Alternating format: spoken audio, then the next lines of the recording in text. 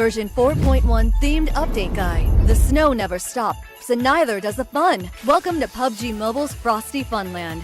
This update includes tons of awesome new items, interactive Arctic animals, and a new amphibious vehicle, bringing you to all kinds of fun in Frosty Funland.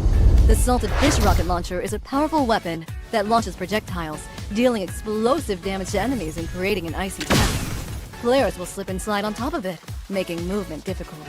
It also comes with a propulsion skill that lets you fly at both low and high altitudes and move freely across the battleground. The advanced version grants a floating skill. While using it, you can activate bullet time to fire projectiles with precision. Bring the full power of the rocket launcher down upon enemies struggling to stay on their feet. The Swordfish Syringe provides healing and a temporary movement speed boost. You can use it on yourself or throw it to heal teammates from a distance and rescue downed teammates. Become a medic and be the support your team needs. The exclusive theme weapon, Winterland KAR-98K, has been added to the battleground and can be obtained from crates. It automatically charges upon pickup, after which its next shot triggers an icy explosion on impact, dealing damage and forming an area that slows down enemies. Go check it out! Magic ice skates possess wondrous magic that creates ice trails you can traverse over. Other players can also move freely on the ice trail. However, note that when the effect duration ends, the entire ice trail instantly shatters. You can also shoot to destroy parts of it in advance. Don't forget to check out the ever-practical Quick Shot Elixir. Drink it to increase your reload and weapon swap speed to help you get a head start and seize victory. Get ready for the new 4-seater Penguin Snowmobile. Use it to travel over land and water and make a snowball that trips up other players. Additionally, Penguin Snowmobile passengers can assist in driving the vehicle to make it go faster. At the same time, you'll encounter various Arctic animals across the map that you can interact with for supplies. For example, recruit the Ninja Penguin, Pownin, and fight alongside him. Each match only has one Pownin. He specializes in throwing shurikens at enemies and uses body substitution to escape when in danger. He also restores health by consuming sardines. His ultimate skill involves throwing a giant shuriken that deals explosive area damage in a wide range. He's also great at carrying supplies for you.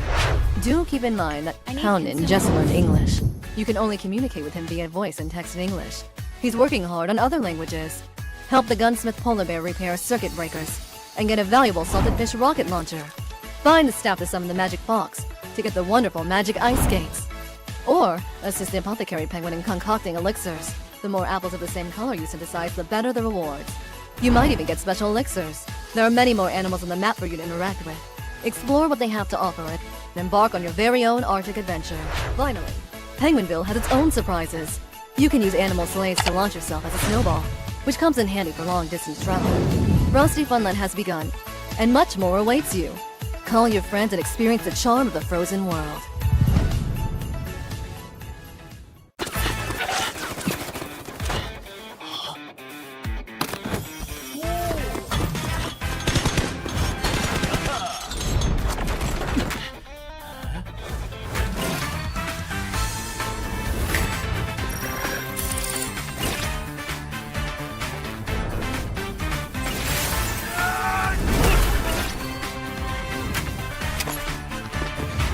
Yeah!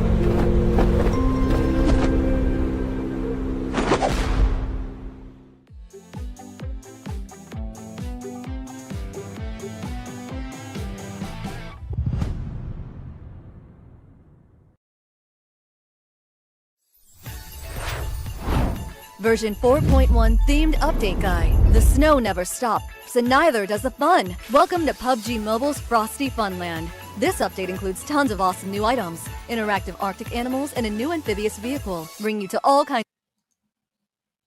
Ladies and gentlemen, once again, welcome back to the PUBG Mobile Esports. Present to you PUBG Mobile Training Ground Season number 3, Pro Nepal.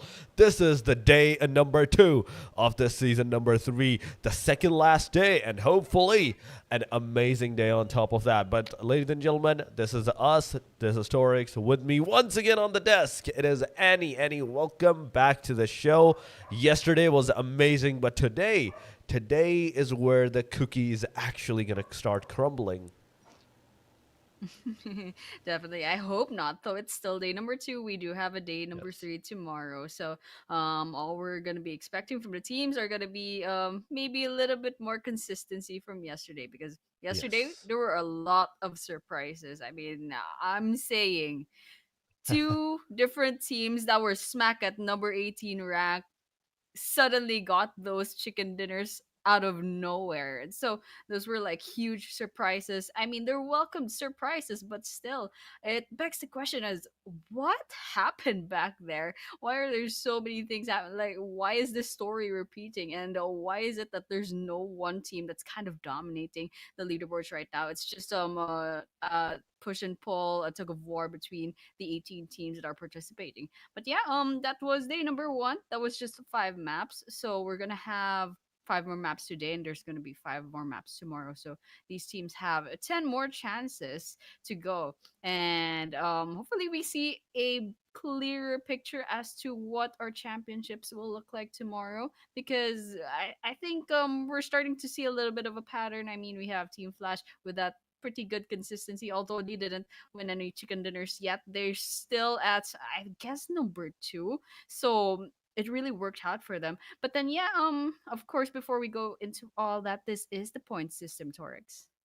Oh, most certainly. This is the point structure, and yeah, we went through this yesterday too about the points, and it's kind of like not a new point system anymore, kind of an old point system. But back to what we were talking about, Annie.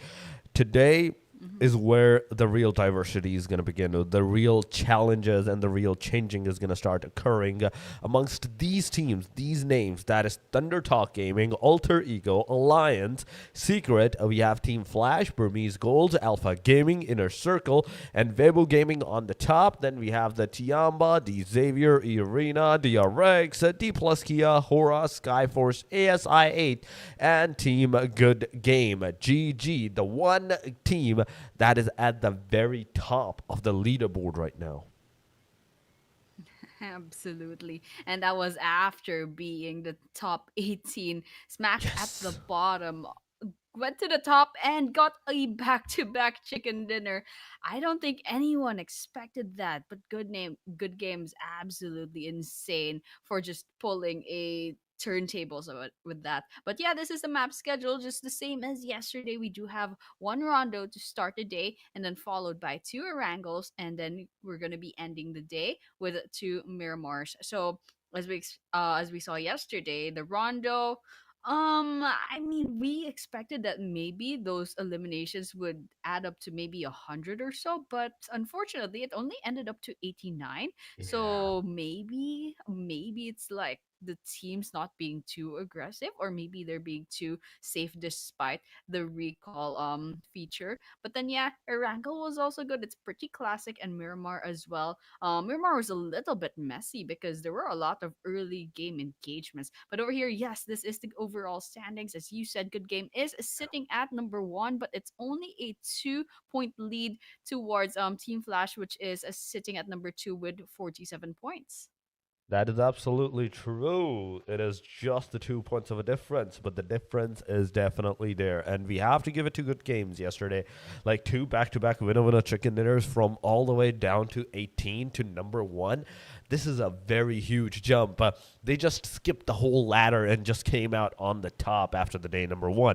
But yes, you also talked about Rondo, and we certainly did see 89 eliminations like in yesterday's match summary of Rondo. But I do expect today's Rondo to be a very aggressive one, to have at least 120 or maybe even 130 eliminations onto the side.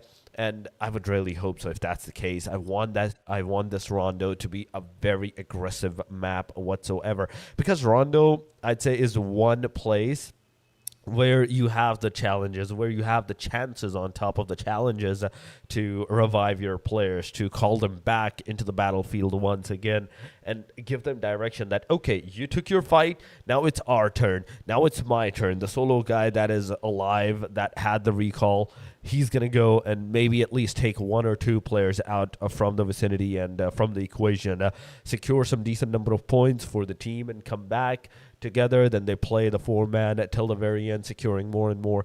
And we did talk about it yesterday too, that Rondo is one map where we can expect at least 30 points to easily be happening at that point. But it didn't happen. It only went up to 21. Miramar was much better than that. 22 eliminations, total points, in fact, was in the Miramar, whereas Rondo had 21.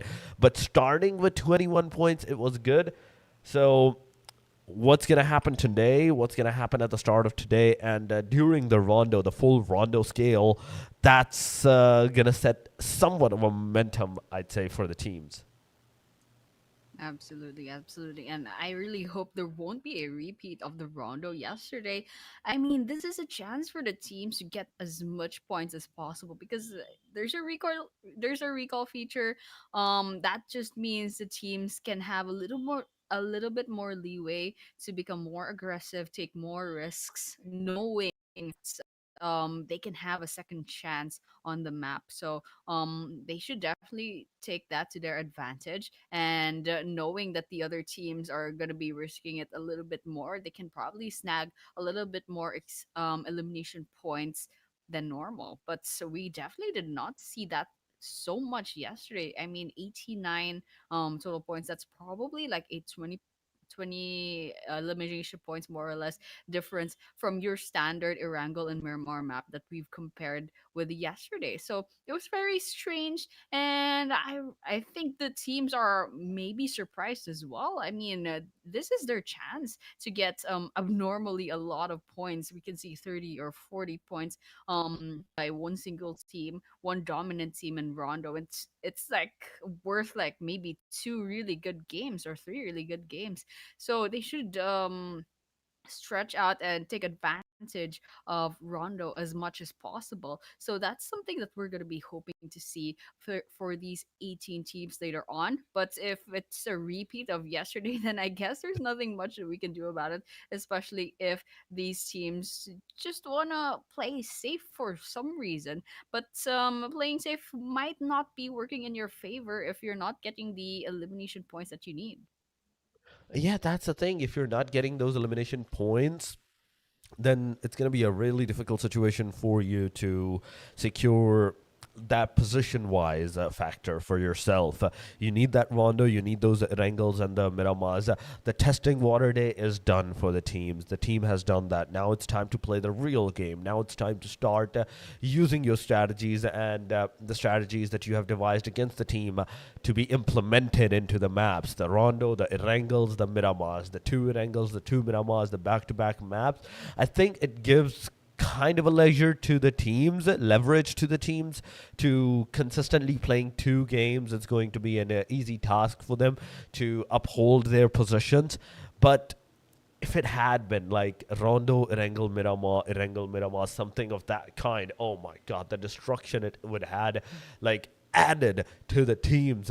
It would have been so amazing. But yes, you have two back-to-back like Miramars, you have two back-to-back Erangels that you can safely assume that wherever you want to go, whichever position you want to hold out, you can do that. You can do that without any foam factor. One Erangel does not go well, you can use the second Erangel as the leverage, get your points back, like continue up the resume of those elimination numbers and those survival points for yourself.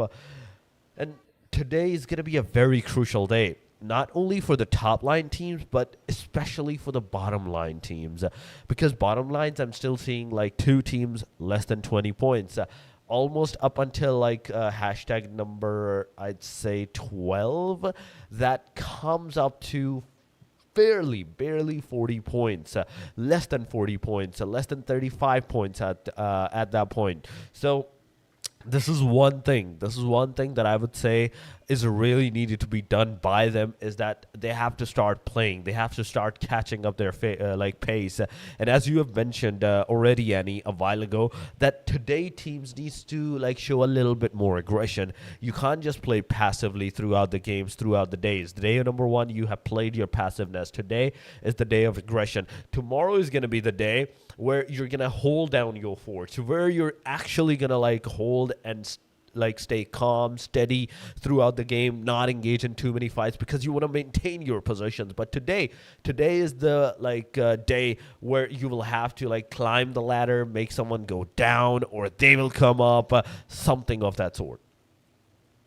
Yeah, absolutely. I mean, day number two is where perhaps the bulk of the points should be going to. Day number one's testing the waters. Day number two, things get a little bit more serious and maybe get their footing and get some consistency in. Day number three, I would argue that usually the last day of tournaments has like a little bit of a fatigue with the teams. You can even tell like for the last maybe two, or you can tell that the some teams are already throwing.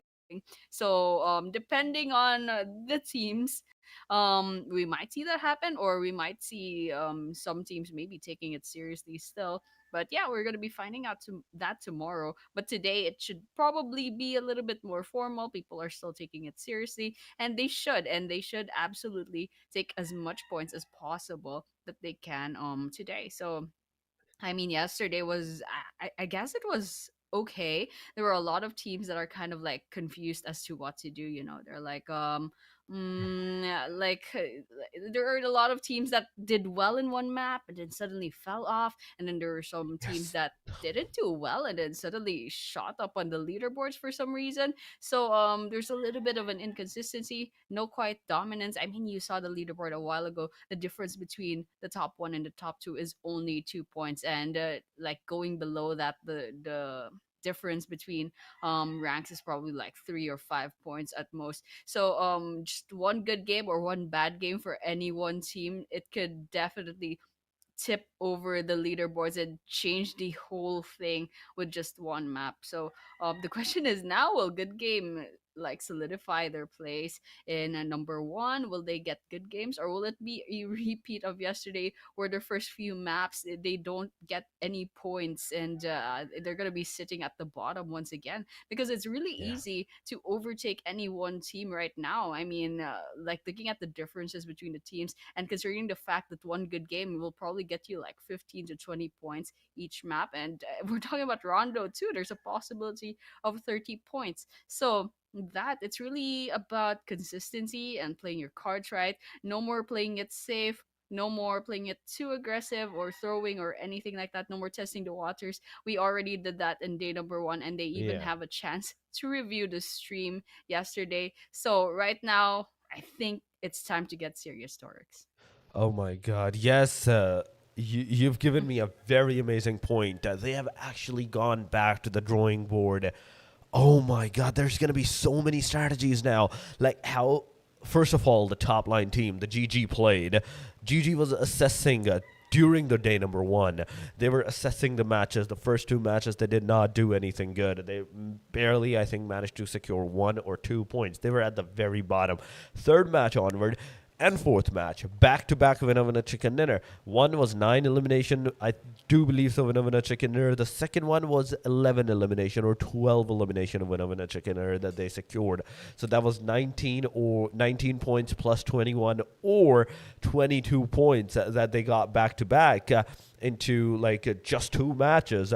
So it was around 40 points in 2 matches. It was more than amazing whatsoever. But yes, aside from all of this, the other teams have also played amazingly. They also did some amazing jobs into their game styles. But it's time. It is time. It is time for the final match. In fact, the first match, the I think the final rondo to begin of the day number 2, ladies and gentlemen. It is a rondo starting right now. The plane is on our screen. Going from, I do believe so, it's south all the way to the north. No, it's double plane Ooh, there are line, two ladies and gentlemen. planes. Nice, nice, but it's roughly the same flight path, maybe just a slight difference. But both flight paths can kind of more or less land in the same area. So this first flight path goes from Jidena City on to Fengton, and the other one is going from Tinlong Cordon, I think Garden rather, going up to Jiaotin and some area, unlabeled area above that. But then, yeah, once again, man, Rondo is a huge map. I think the deserty place up top of the map might not be super accessible to our players, but I mean, if the circle goes there, then they absolutely have no choice, probably. But right now, this is um something we should watch out for. There's a lot of clustering that we're seeing right now in the drop off points, and there's a possibility we might be seeing early game engagements, because definitely yesterday, especially in the Miramars, there are teams that just land in the same area, and it just gives like a huge bloodbath towards the first 3 minutes. But right now Ooh. we're not seeing anything on the kill feed, and that circle is absolutely beautiful. These teams won't be worrying too much about rotating just yet, but I think I'm seeing something happening in the kill feed. There's Alpha Gaming versus Sir. another team, and I saw a while ago Burmese Ghouls as well. So we'll be seeing the statistics later on, but right now this is where the teams are going to be landing throughout rather the Rondo map. That is true. That is true. But we have Yulin, the city, that is right now being compromised by 2 different teams. Then we have at the same time SKYFORCE near the 2 Link 2 as well. HORAA Esports is there for the recall tower. And on our screen so far, it is the THUNDERTALK Gaming going around. 62 players remaining with 18 teams out of the 72. That is absolutely crazy. But 18 out of 18 teams are still alive. We are seeing some solos and the duos into the vicinity as well. But 2 elimination for the Alpha Gaming. We have a Refus, we have Doc, we have Zeol, and W Top as well. But ASI8 is also going to initiate the fights against the Team Secret as Juke gets knocked down. ASI Josefa taking down GG's player 2.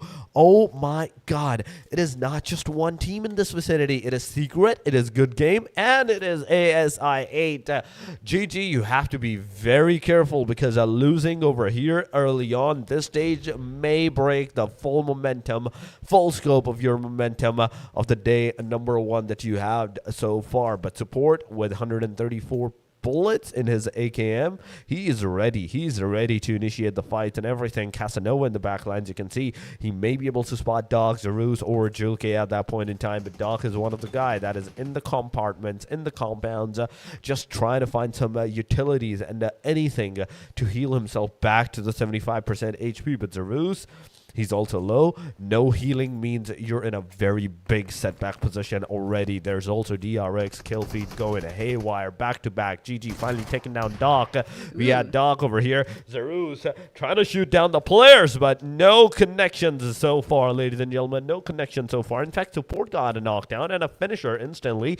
So there we had it. The kill feed was moving too slow, or rather, the teams are moving too fast at this point in time. Sanchita's there with the HORAA Esports taking the fight, getting some eliminations. Sleepy HORAA is right now down. There's 1, 2, 3 HORAA in the front lines. Riley's trying to take down the player that he knocked down, initiate and finish off the fight right here and then. The S12K finally going to connect, take down the second guy, instantly finish off Sleepy as well, and SKYFORCE with the second elimination near their hand. IC is going to be the guy that is going to lose his life. Oh my. And this is what makes Rondo so fun. I actually saw the leaderboards. I was watching it. There were several teams that were hanging by a thread. I think WEIBO Gaming and Burmese Ghouls, or was it Burmese Ghouls or DK? They only had one player left, and then and then Yeah. all of a sudden they all revived, they all recalled. So yeah, I mean, just having an anchor and then going all out with the aggression, I think that's one good thing Nice. about Rondo. Oh, 1-2 down from Team Secret. That's a three. Actually, I think K2 over here can go ahead and get that finisher on the last few players of Team Secret. And I think there's one more person from Team Secret. It should be their anchor. I'm not sure where they are, but I think they were within the vicinity as well. The question is now, will Team Secret get away with this? F3. Oh no, this is not a good place for their anchor to be. I think it's gonna be hard for F3 to go ahead and recall the rest of the players because ASI8 is storming the building. I think they have this in the bag. We might be seeing our Oh first no. squad elimination. Okay. K2 backed away so fast. HORAA Esports, on the other hand, I think they're a little bit in trouble as well. SKYFORCE manages to get 1-2-3 in hand. And I suppose ASI8 is also going to be having to Yeah. worry about GG as well. And TS, Team Secret, I mean, someone, the last player was F3 rather. Still holding on by a thread. I don't know if they have any healing items, but they definitely need it. But ASI8 right now, they're a little bit preoccupied, not just by the crate, but GG's also nearby. So right now they have the time to go ahead and get F3 right now. So F3 has a grenade in hand, and it looks like we're seeing Casanova. our first team elimination. Rather, that's Team Secret saying goodbye. But the fight isn't over with ASI8 and GG. Yeah, the fight is not over yet until it's over, and K2 comes Ooh. in with the clutch, take down Nang G. GG's. Nang G is out and cold. GG down to 3 players remaining. But ASI8, after this initial fight, successfully, they have secured that top placement in the overall leaderboard chart. The 2 points of a difference that it has became up an anchor point for the ASI8 so far. GG has to go revive their players or recall their players, in fact, into this game once again. But there is also WEIBO Gaming versus Alpha Gaming. You can see the kill feed. You can see the players actually initiating and eliminating the players and the fight at this point in time. IC versus TT, THUNDERTALK, there's SKYFORCE versus HORAA Esports. HORAA Esports have not given up yet. The solo guy that was alive, he not only managed to revive all of his players, but look at that. They're coming back to the SKYFORCE, and SKYFORCE is right now down to a really, really difficult situation. Looking at this, he's also a solo guy, WEIBO Gaming. Nobody's in the vicinity of this player. Flash, on the other hand, taking the fight against TIANBA Esports. But WEIBO, I need to say what WEIBO is going to do because they have just entered the city. They are just close line to the recall tower. But in how long will this recall tower actually is going to close up or something like that? There's Osal taking the fight against Zeus. There's a win versus TIANBA Aching. Aching is also down and finished up. Back and forth. These eliminations are coming around. We are seeing what? Like almost 30 eliminations that we have seen so far, Annie. I do believe so. It's more than 20 at the very least, but we still have 17 teams left with 61 players alive. And I mean, I don't know how long these guys are gonna be relying on the recall towers. It seems that everyone's kind of backing off and not being too aggressive anymore. But speaking of which, the Xavier, I think they find a knock for themselves. Snape is gonna be eliminated completely, but I think we're not seeing Alter Ego getting wiped out yet. In fact, they still have 2 players, so either they can go ahead and get that recall, or I mean, they're not a wiped out team just yet. But we're gonna be seeing a little bit of a sneak peek with that map, and of course more than a quarter, more like just less than a quarter is going to be available for the teams. Right now it's going to be closing in towards the western part of our Rondo. But going back to our camera, it looks like Alter Ego, Rosemary, they've spotted a few players from the Xavier putting some sprays on, but it's not going to be a Noctis yet. And Rosemary's definitely outnumbered over here, and they have to worry about Sleepy Horror as well right behind them. So question is, where's Krypton? I'm not sure, but Rosemary definitely is gonna need the support of their player later on, especially if they're gonna be taking any engagement soon. But it looks like Good Game's gonna be trying to go inside of this building. There's still Alliance nearby. There's a EMP zone, which is one thing that's I think unique to Rondo as well. It's just gives you a little bit less freedom with your equipment and stuff. So this is why I believe the players say this is the time to use your horses and stuff. It's very interesting, but I think it's just a little bit more trouble than we kind of paid for. But yeah, good game. They'll have to worry about the MP zone nearby, but I don't think they have to go there because there's nothing in there to find. Alliance is just right on the other side of this EMP zone. In fact, it's even gone. But then yeah, good game so far. They're doing really well with 4 eliminations, and they're still a full squad. So right now what they can do is hold on to that consistency, and I'm really happy to see Good Game really shining after this. I mean, they showed us what they were doing the first couple of maps yesterday, and all of a sudden it was deceptive. It's borderline deceptive. I'm like, I didn't know you guys were this good. I mean, maybe they had like a hard time in the first few maps, but it's not this good. It was definitely something they were trying to hide their aces up their sleeves. But over here, Good Game finds Weibo Gaming. Let's watch this engagement happen. We do will have to see what this engagement is going to bring us. A good game. Back to the 4-man that they are. They have the 4 eliminations too, and they're back on the number 1 spot on the overall leaderboard so far. For now, I don't know if ASI8 is going to be able to take them down or not, or if there is Team Flash that is going to make a comeback from this situation. But Kaya, Ranzer, alongside of Support and NanGX. Let's see what these 4 boys, what these 4 guys have in stock this time around. Support is one player that is kind of into the backline areas, trying to give out the covers from the long range aside from the back lines, whereas the rest of the 3 players are straight up into the face of the players. But look at GG. They're in the centralized position of the map. Anybody in their surrounding, whether it's the Alter Ego, whether it's the Burmese GHOULS, or any other team, they have a clear-cut chance of securing this position for themselves. They can do a third party, the backline shots that can come into the play. But oh my god, Support, you beast!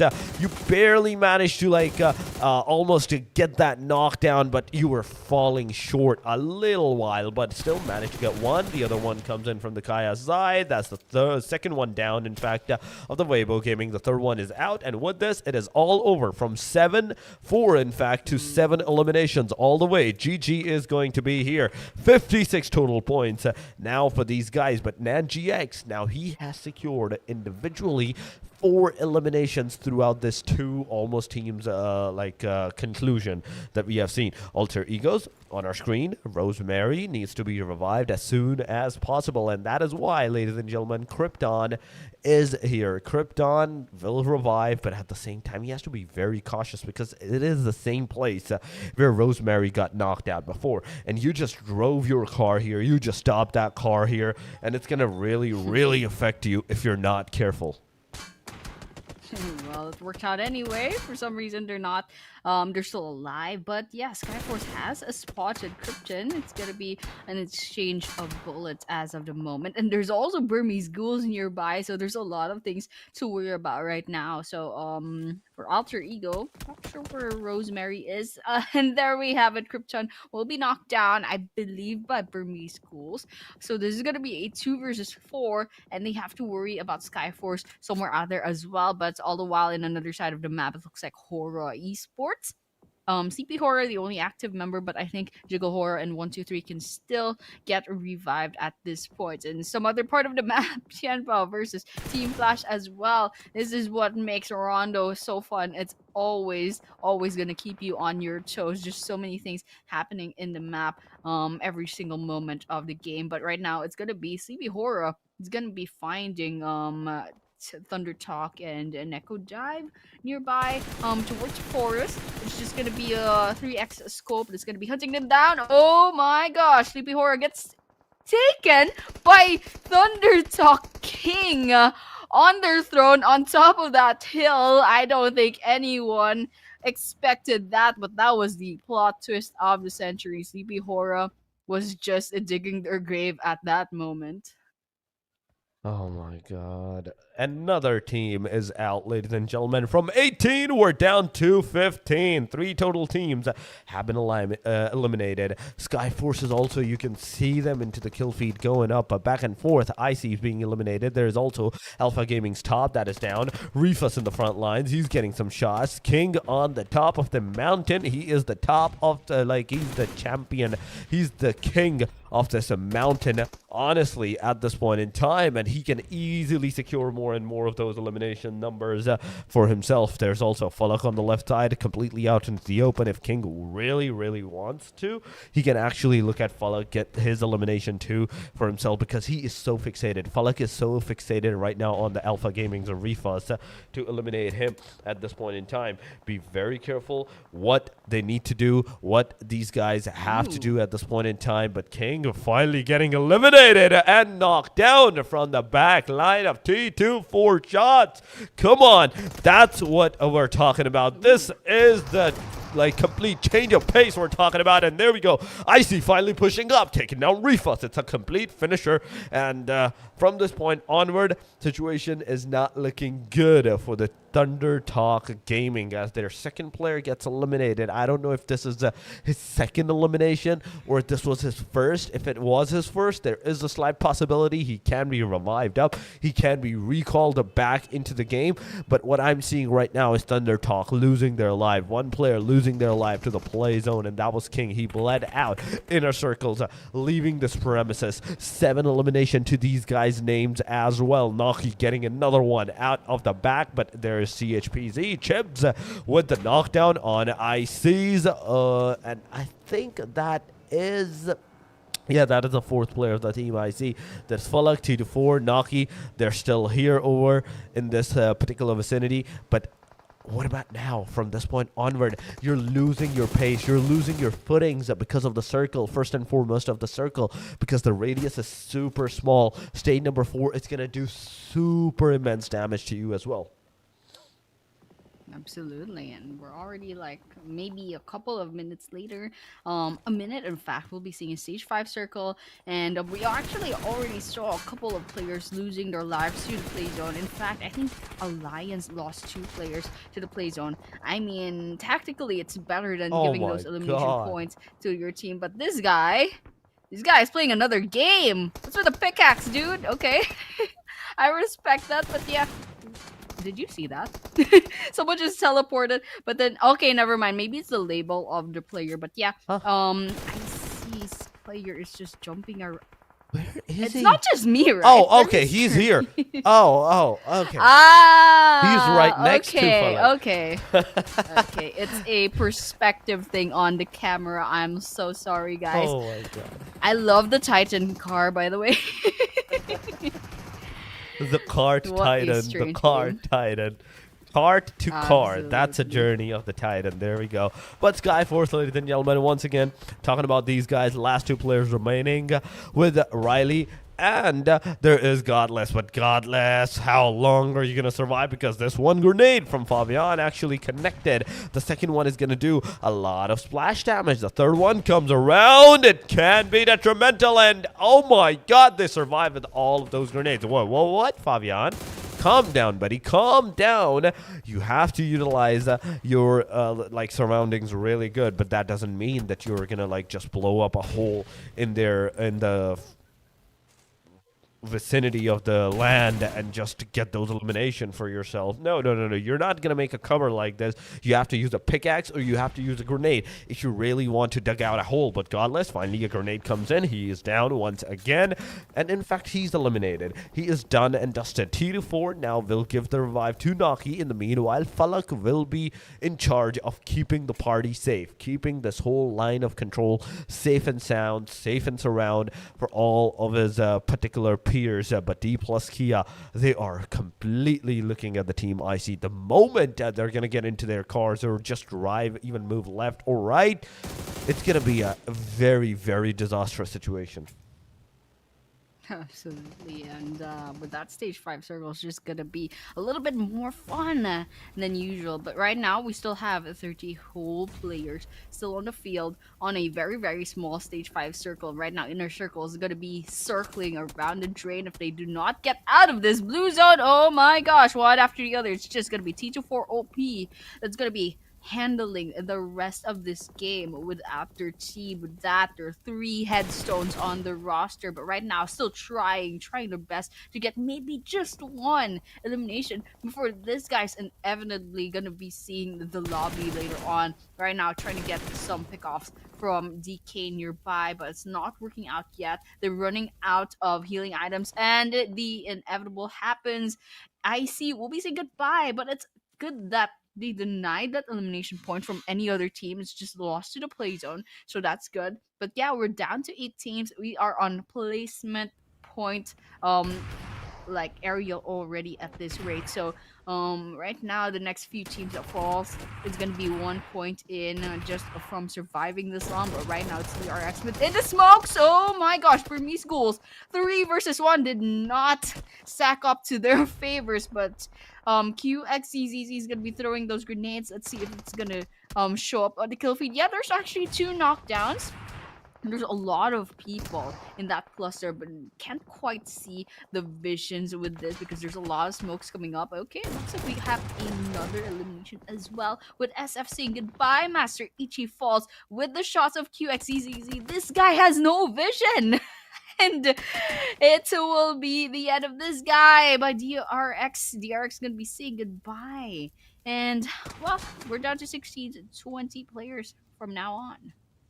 21 minutes passed and still 6 teams remaining with 20 players into the match. We have 4 complete squads: GG, ASI8, DK, and TIANBA. Then we have Team Flash with a solo player. And last but not the least, it is the BURMESE GHOULS with a trio as well. And BURMESE GHOULS is right now being looked upon by the Team ASI8. One wrong move and you will be facing that shot of the AUG 3x scope. But grenade is coming up. It's a really overcooked grenade. It just blew up right in the middle of the air. Crypto moving back. ASI8 finally getting some shots. K2 being knocked out, but his grenade actually connected on the other side too. There's Zeus in the backline from the Flash getting some knockdowns as well. There's DK, DPLUS Kia. That's 3-way fight going around. There's ASI, there's BURMESE GHOULS, there's a Team FL, and there's also DPLUS Kia. In fact, 4-way fight going around. K2 has finally been eliminated. He's not going to be alive anymore, but Flash, he gave them those crucial seconds, that crucial time where ASI8 really needed to change their momentum or their location from one place to another one. But DPLUS Kia is now finally pushing up inside of that circle. They're in the circle. They're looking out for the Team GG at this point in time, and GG support is going to take down one player. That is Noibu. Fabian is also being knocked out by the ASI to Zephyr. Now GX is going to take down Noibu. Fabian on top of that. That's 2 eliminations back and forth coming around in the hand of GG, but JJ coming out in the open. Ooh. That is Ranzer, and Ranzer instantly being knocked out, but his grenade is actually going to strike true. That is going to take down CHPZ. Team Flash has been eliminated. Osal, the final hope for the team. He is low on that HP. He does not have a healings for himself. Just the 2 juice drinks and the bandages, but nope, not even going to be able to use that as BURMESE GHOULS finally puts the nail in the coffin, and TIANBA in the backline is also trying to utilize their placement and their positions up against the Team GG's as well, as GG is going to lose maybe one of their players, but no, in a decent placement, they managed to revive their players up. 3 versus 3 versus 4 versus 4. This is what the situation is going to be of the fight. Oh my gosh, good game. 10 eliminations on this game. It's still a 5-man team. I mean, 4-man team rather, with Nang X needing to revive later on. Right now, they do have BURMESE GHOULS on their scopes, trying to see if they can get a pick off, maybe perhaps a whole squad elimination. They're definitely trying to get some shots in the bag, but right now they're surrounded by several teams, so they have to worry about TIANBA nearby as well as BURMESE GHOULS as usual. And so looks like BURMESE GHOULS is just trying to kind of hide behind this boulder, and the triangle thing right now.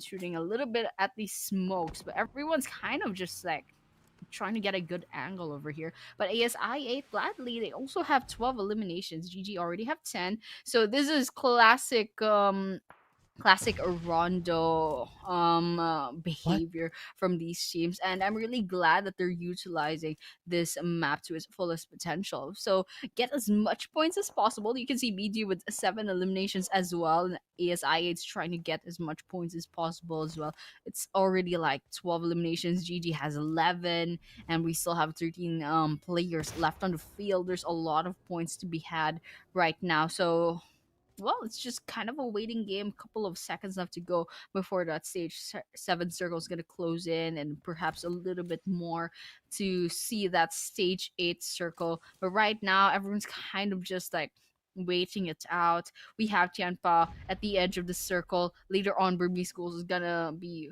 forced to make a move. Perhaps ASI 8 as well. But GG and Tianpa, they're well positioned right now within the play zone, so they don't have to worry too much. But between Burmese schools and ASI, there's a possibility we might be seeing a wipeout on this team if they don't if they can't rotate safely into the area, because right now it's GG and Tianba having a little bit of more advantage in terms of location. So right now, just a couple of seconds left to go, and that stage 7 circle is going to close in. Yeah, that stage, that's going to close in 1 minute. That's going to be the elimination number of all of the team members at this point in time. ASI taking down not one, but both of the team Burmese goals a player. Look at that damage that's going on. The chunk that's being depleted on Crypto. Casanova is on a decent spot, but 14 elimination for the ASI 8. It's a very amazing number that this team has, but GG Nan GX finally taking down Casanova. That's a knockdown. That's a confirmation coming around. Back and forth. Amazing shots going on. Team GG, 12 eliminations to their side as well. The difference of those eliminations has rallied up to 3 points, right? Between these two, like top two teams total points, it's just the 3 points of a difference for now. And whosoever out of these two will get the winner chicken is going to actually like throw the other team so hard down into the hashtag number 2 that they're going to have at least, I'd say, 8 or 9 points of difference from that point onward.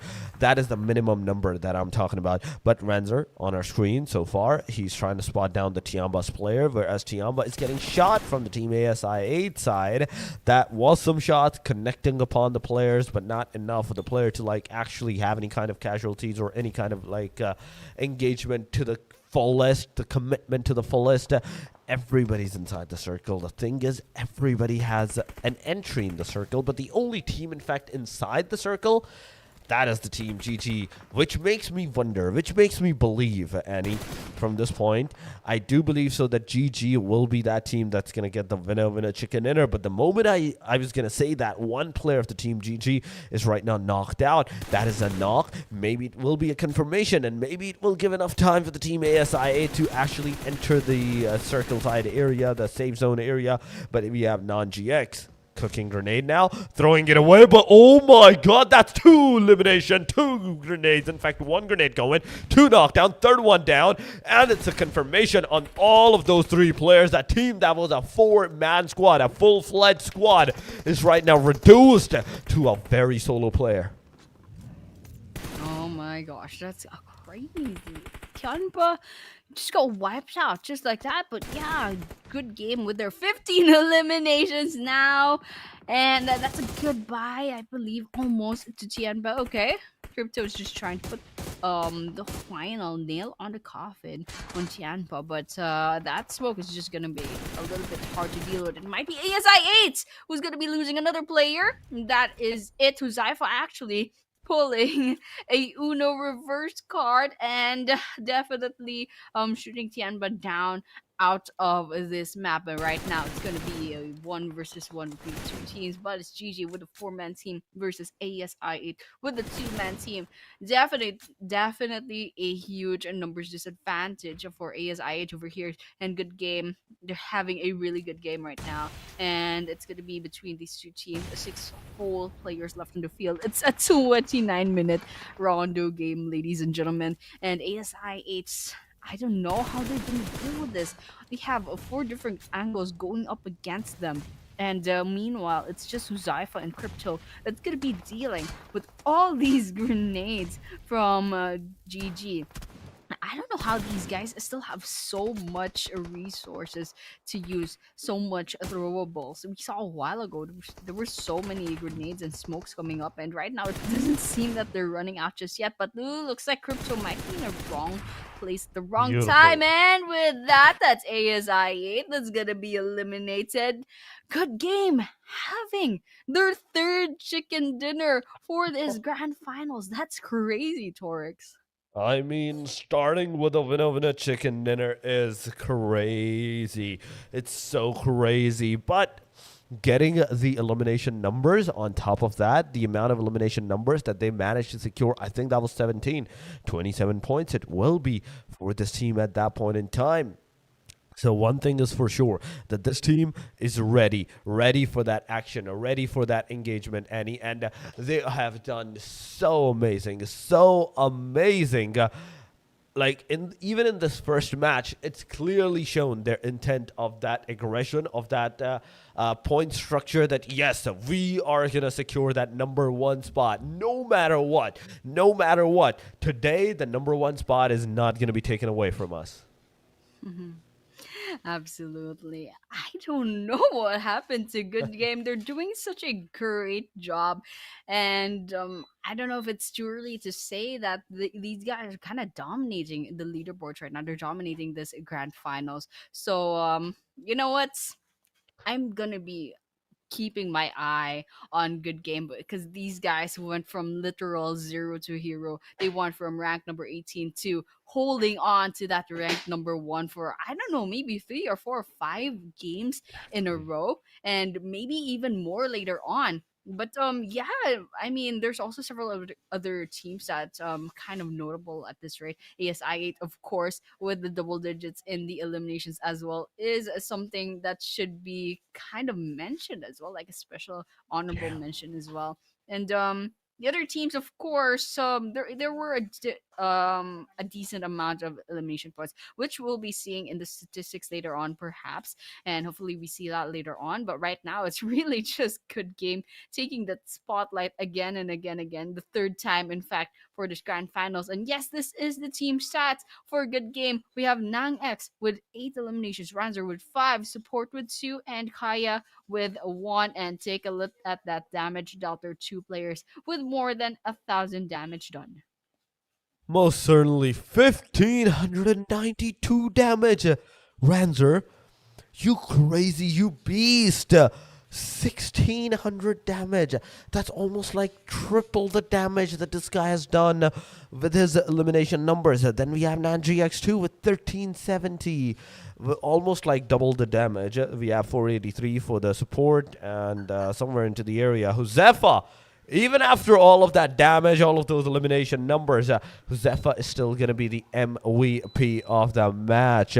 8 elimination, 1344 is this guy's damage. 197 meters is the longest elimination distance that this match has recorded. In fact, for this guy, then we had the match standing for the GGs, 26 points. I was like, okay, 27 points? No, it's 26 points, but that is still a big number. ESI8 not falling behind, not falling short. 21 point for this team as well. BG is there with 11 total points. The diversity that it changes, the difference that it changes from 26, 21, all the way down to 11 is a heart-reckoning number. BG with 11, then we have a Team Flash with the 10. The top fours are going to be the only team members. In fact, this time around with double the digit of elimination. But going to the match summary, it's still less than 100 of the total elimination number. That is 94. Yeah, I mean, I don't know if I'm just ungrateful, but I kind of expected a little bit more. Yesterday, the Rondo had 89 total eliminations. Now it's just a 5 more, but the healing done did cross the 10K mark, so I guess it's okay. But talking about the number of points that each team got from this map, I mean, we saw, of course, Good Game did get 26, and also I believe ASI Hate had a 21. It's kind of like the same number of points that you'd get maybe in Erangel and Miramar. Not really like Rondo level, ridiculously like 30 or 40 points, but still, you know what? Maybe these teams are just trying to play it safe. But right now, yes, good game sitting up top, putting a huge difference. Not that huge, but like a notable difference between them and ASI 8 with a 10-point difference.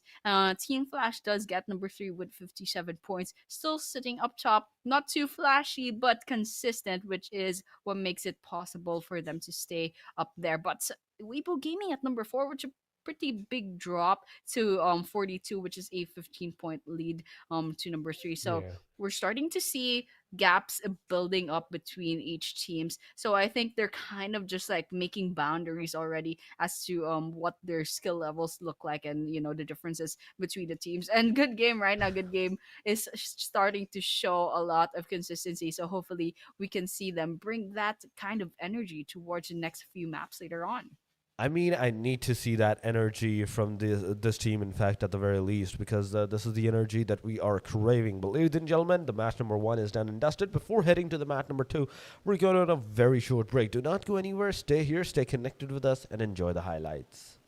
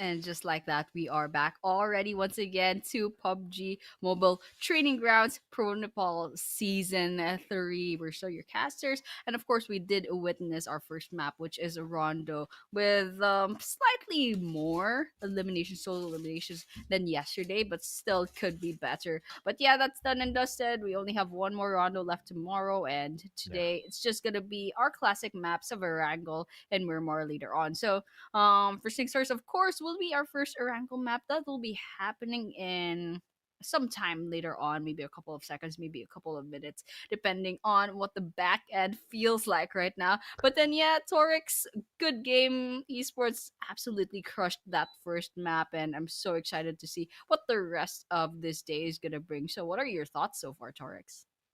A really good game by Good Game Esports, nonetheless. ASI did amazing too, and I have to say, I was hoping Alter Ego doing something. Alter Ego, they were doing good. They were doing consistent on the day number 1, the first few couple of matches, but they fell short after the day, like match number 3, when GG really started to engage and made a comeback from their side. So Alter Ego, they kind of fell short in that. I'm waiting for them to make a move in these matches, in the next couple of matches that's gonna occur.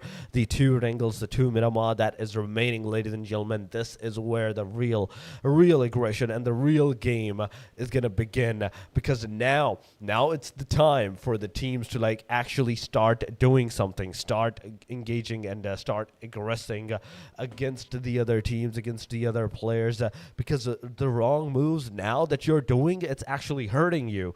You have done the Rondo. It was kind of played into the bonus map that we usually use to talk about Sandhawk, but now it's back-to-back 2 Erangels, it's back-to-back 2 Miramars, and these are the crucial matches that you are really in need to like do good, do play in, and secure as many points as you can possibly can accumulate for yourself. The wrong moves from this point onward, the space for the mistakes are negligible at this point. You cannot make the mistakes. At this point, if you make the mistake, there's going to be a very huge setback. Not even a small one, not even a medium one. It's going to be a very huge setback because you might not be able to continue your game further. You might just lose your morale after that. And if you did, that's over from that point onward. The moment you're going to lose your morale, it's going to be over for you. But yes, these teams are still needed to do really good jobs into their games. The coordination needs to be done at this point. You have at least done something new. If aggression is not working, try passiveness. If passiveness is not working out for you, go for a very aggressive approach. At least try, because these are the moments where you can actually like make the mistakes, or where you can actually do something with your like utilities and everything. The global stages, the big stages, are the one that is not acceptable for the mistakes. But here we go, the schedule of today. The first match, that was Rondo. It's done and dusted. The second match is going to be of the Erangel. The third one is going to be of the Erangel. The fourth one, in fact, it will be Miramar. And last but not the least, our final match will be the Miramar 2. Yes, absolutely. And in a couple of seconds, we'll be seeing our very first Erangel map for today. So, yesterday, I mean, Erangel was, I think, just a little bit classic. We have the typical rotations, the hiding outs, the drop off points as well. And I think what can really tip the outcome of this game is usually the flight path and the circle that's going to be popping up. So right now it's from west to east of Erangel. I think like halfway. Okay, it's not. It's actually southwest to northeast. So it's from Quarry, Primorsk area, going all the way up to Stalber. And Stalber, I think a lot of players don't really go for this place because it's just way too much trouble for what it's worth. It's like a whole elevated area, and you know what? It's just not worth it. But then, if anyone decides to go ahead and go to Stalber, there's definitely some loot that's kind of worth keeping, more or less. But then, yeah, the hotspots like Pachinki, Rajok School, they're all accessible, and Georgia Pool is also somewhere there. So pretty accessible as well, just a little bit too far, but the parachute can probably take you all the way there. I don't know if anyone will try for the military base. Those who dropped off at the start of the flight path, there's probably a possibility that they can go ahead and drop off to the South Novka military base, but it looks like Inner Circle and there's another team, Alpha Gaming. They're probably going to be stopping on the main island. We won't be seeing any teams going for that. But yeah, it looks like the teams are kind of just spread out, and that circle is going to be closing in on the first part of that flight path Ooh. towards Quarry, towards Primorsk. So it's going to be interesting. It's not going to be too hard for a lot of teams, but there will be a lot of teams that need to go ahead and give rotations later on, especially THUNDERTALK that went all the way to Stalber. I think there's also SKYFORCE nearby. So possible early game engagement for it right now. Speaking of which, it looks like Team Flash found a sleepy HORAA from HORAA Esports. That's already 2 down from their Oh side, my but there's a God. trade-off. This both also falls. What is happening over here? It's barely even 2 minutes into the game. We're seeing a bunch of kills with funny guns. Look at the handguns popping up. It's a good thing that we're not seeing any frying pans or anything like that. But DRX also finds Sancheer from SKYFORCE. ASI, it finds TIANBA as well. That is a whole elimination. Guys, we're not in Rondo anymore. There are no second chances. And there's already Exactly. 62 players left remaining. What is happening? that's my question too. I was like, are they treating this as Rondo or something like that? But no, they are in Erangel, ladies and gentlemen. You guys are in Erangel. Be careful what you're doing. You're not going to get a second chance whatsoever.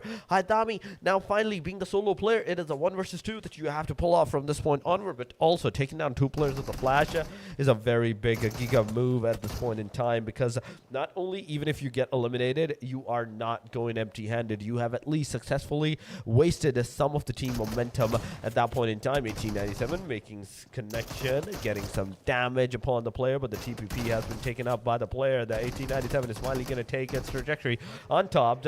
It's going to take him down. 3 more bullets. The player is going to move forward. Is going to finally come back after the shot, not connecting. The player's outside. The sticky grenade is there on the door. The door is going to be no longer the case. 3, 2, 1. There we go. The door is no longer there. Player is trying to come up from the different angle. AKM in the hand. Players from the team flash side is already in the compound now. Now peeking up from the Zihu side against a Haidami.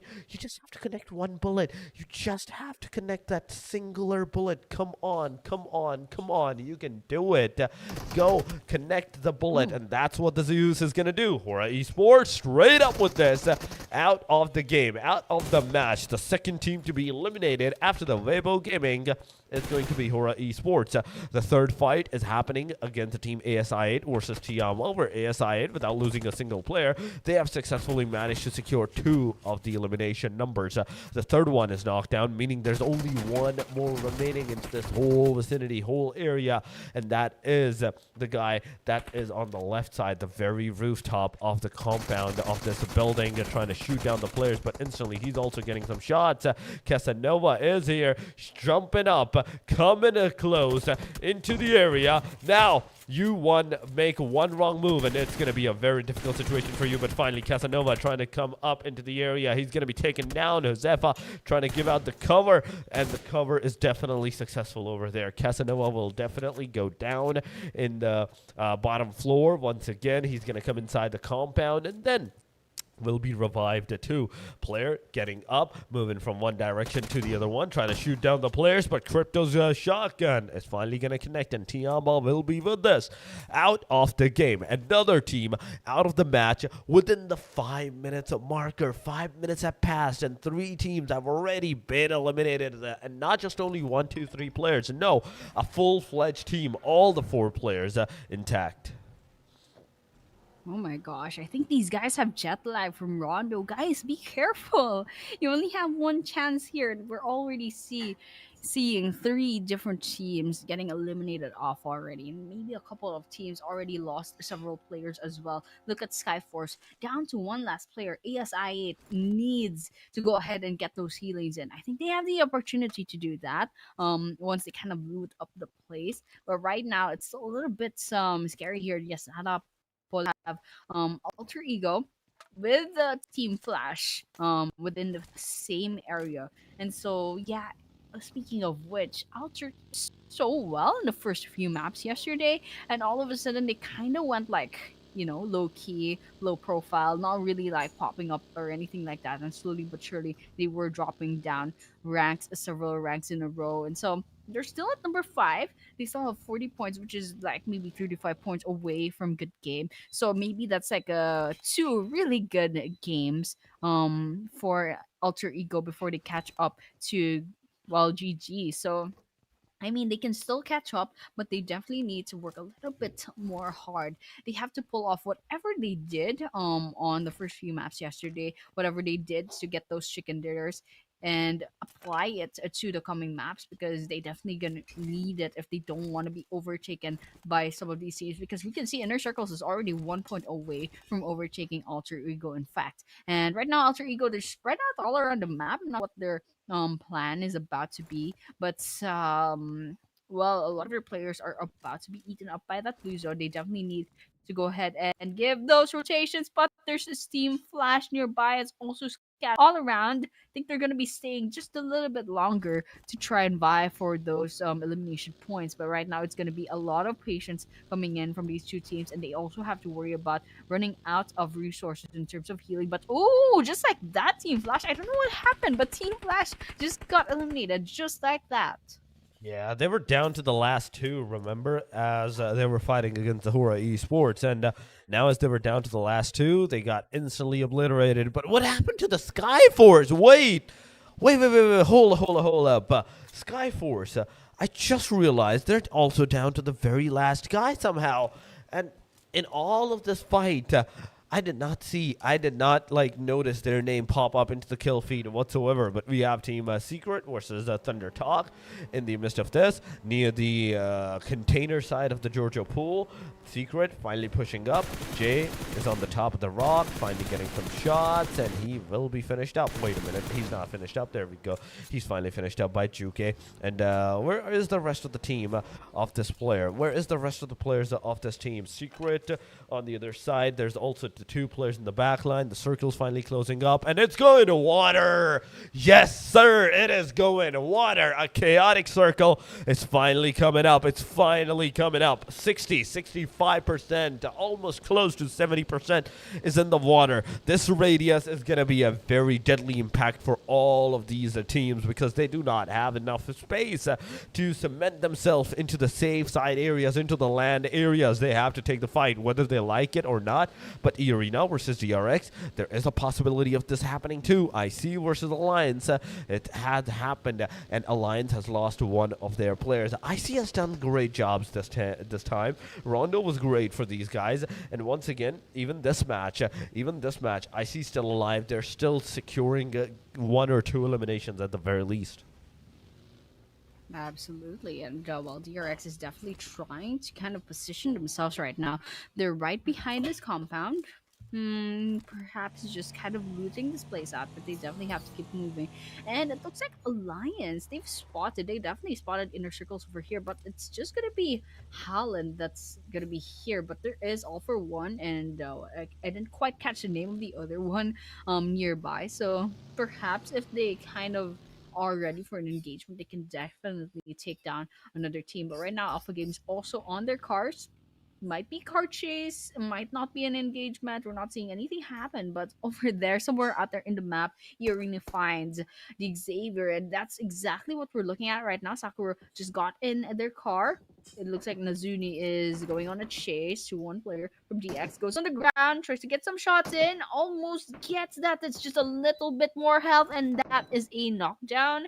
And Sakura, I think, is going to be going ahead and finishing the job. All the while, the last player of SKYFORCE, that's Rylene, is also just around the corner. This guy should probably like hide out and try to get as much elimination points as, or rather, placement points as possible. But unfortunately, it's not going to be happening. EARENA is still going up against DRX, I believe, and well, it's kind of a little bit of a mess. They are already in the circle, but they have to deal with everyone else who tries to rotate into the area. But right now, EARENA finally, after sitting at number 14 for so long, they're getting so many elimination points. DX is especially is getting eliminated from this situation, and it looks like Alliance, they do have a nice amount of elimination points, but there are down to two last players. Oh my gosh, Alter Ego is also going up against THUNDERTALK, gets spotted from a distance, just a bunch of bullets being exchanged. But right now it's just going to be all about positioning, and it looks like THUNDERTALK, they have this compound in the bag, and all the while Alter Ego is towards the hills. Oh, it definitely is. It definitely is at this point in time. Alter Ego securing some eliminations on the Team Secret. And you can see Krypton being eliminated in the kill feed as well. There's THUNDERTALK. There's Alter Ego. Aries Snape is here trying to shoot down and hold down the fort for his team members. So the rest of the team can actually come in close and maybe take the fight. For the rest of the area. Alva is here. You can see him. The shotgun is in the hand of the player too. But oh my god. Wait a minute. The player jumped down and got him down. And Alter Ego with this. It's going to be out of the game. Alliance is here. And Alliance is also receiving a lot of damage. Look at that. They were 4 man, 3 man, and now they're down to the very last. That is a Hall and DZ at this point in time. And Alpha Gaming securing those 2 eliminations at this corner of the map. It's definitely going to help them a little bit. But the circle, I think think it has actually taken another shift or not? No, it is not. It has not taken another shift. It's still the water. It is still that 70 almost percent of the water area. The airdrop is in the water too. Seoul, if you really need it, do not take your car there. Do not take your car there, buddy, because if you do, you may not be able to like get into the safe side after that. But Alliance is here. One elimination for the team Alliance at this point in time. They are on the hashtag number 12. Really, a lot of work needs to be done. But Burmese goals in the kill feed. Ladies and gentlemen, the team that secured almost 13-14 points, elimination numbers into the previous map, has been eliminated with just a 4 elimination number. Not even a single placement point will be rewarded to them. THUNDERTALK out of the game too, and GG is the one responsible for that. Oh my gosh, lots of things happening. We're down the 13-minute mark of this Erangel and counting. There are 3 different teams in this minimap right now, and it looks like Good Game is not going to be trying to get any sort of cover whatsoever. They're just going in raw, like just out in the open. These guys are just absolutely crazy. But then, yeah, Alpha Gaming also out in the open. They have the hills to their side, but at least there are some trees kind of like giving a little bit less of vision on their part. But right now, looks like Doc is trying to see if they can get an angle up against inner circles towards the forest area. And it's just kind of strange that he haven't gotten spotted just yet. Maybe no one's been scouting the area through their scopes just yet. But yeah, Burmese goes doing really well with 7 eliminations already. But so unfortunately, O2's already back in the lobby, so they definitely have to work with only 3 players from now on. But Team Secret is nearby. And they did have a chicken dinner, a surprise chicken dinner, in fact, yesterday. So I'm really like hoping to see some plot twist Come on. happening. And it looks like that circle is going to be closing in. There's a Oh, considerable amount no. of water in that circle. But unfortunately, the next circle is just going to be maybe 10-20% water. But it's a lot of open fields. I don't see a lot of buildings as well. So like let's just see what the teams are going to be doing about this very quite small circle. And there's a considerable amount of teams that have to go ahead and rotate into the borderlines of the play zone. There's a lot of potential gatekeeping that could happen. So like let's just watch out over here because it looks like the DK might be going up against inner circle. They definitely are going against Inner Circle, and you can see Inner Circle T24 OP being taken down. It's a knock, it's a finisher. Nocky's also down as well, leaving everything down to Falak. Falak, the one and only hope for the team I see at this point in time. Everything is residing on this guy's shoulder. He's not going to waste any moment. He's just going to leave this premises. APG still outside of the circle. You can see on the mini-map there is W top into the city. But where IC has actually moved out, there is also another player into the vicinity. There is another team that can potentially see him and maybe take him out too. But GG7, he is in the front lines. Burmese goals, they have the opportunity to take them down, but Sakura, by the hand of Burmese goals, they're gonna be taken down. There is Tourniquet trying to retaliate and taking down one of the Burmese.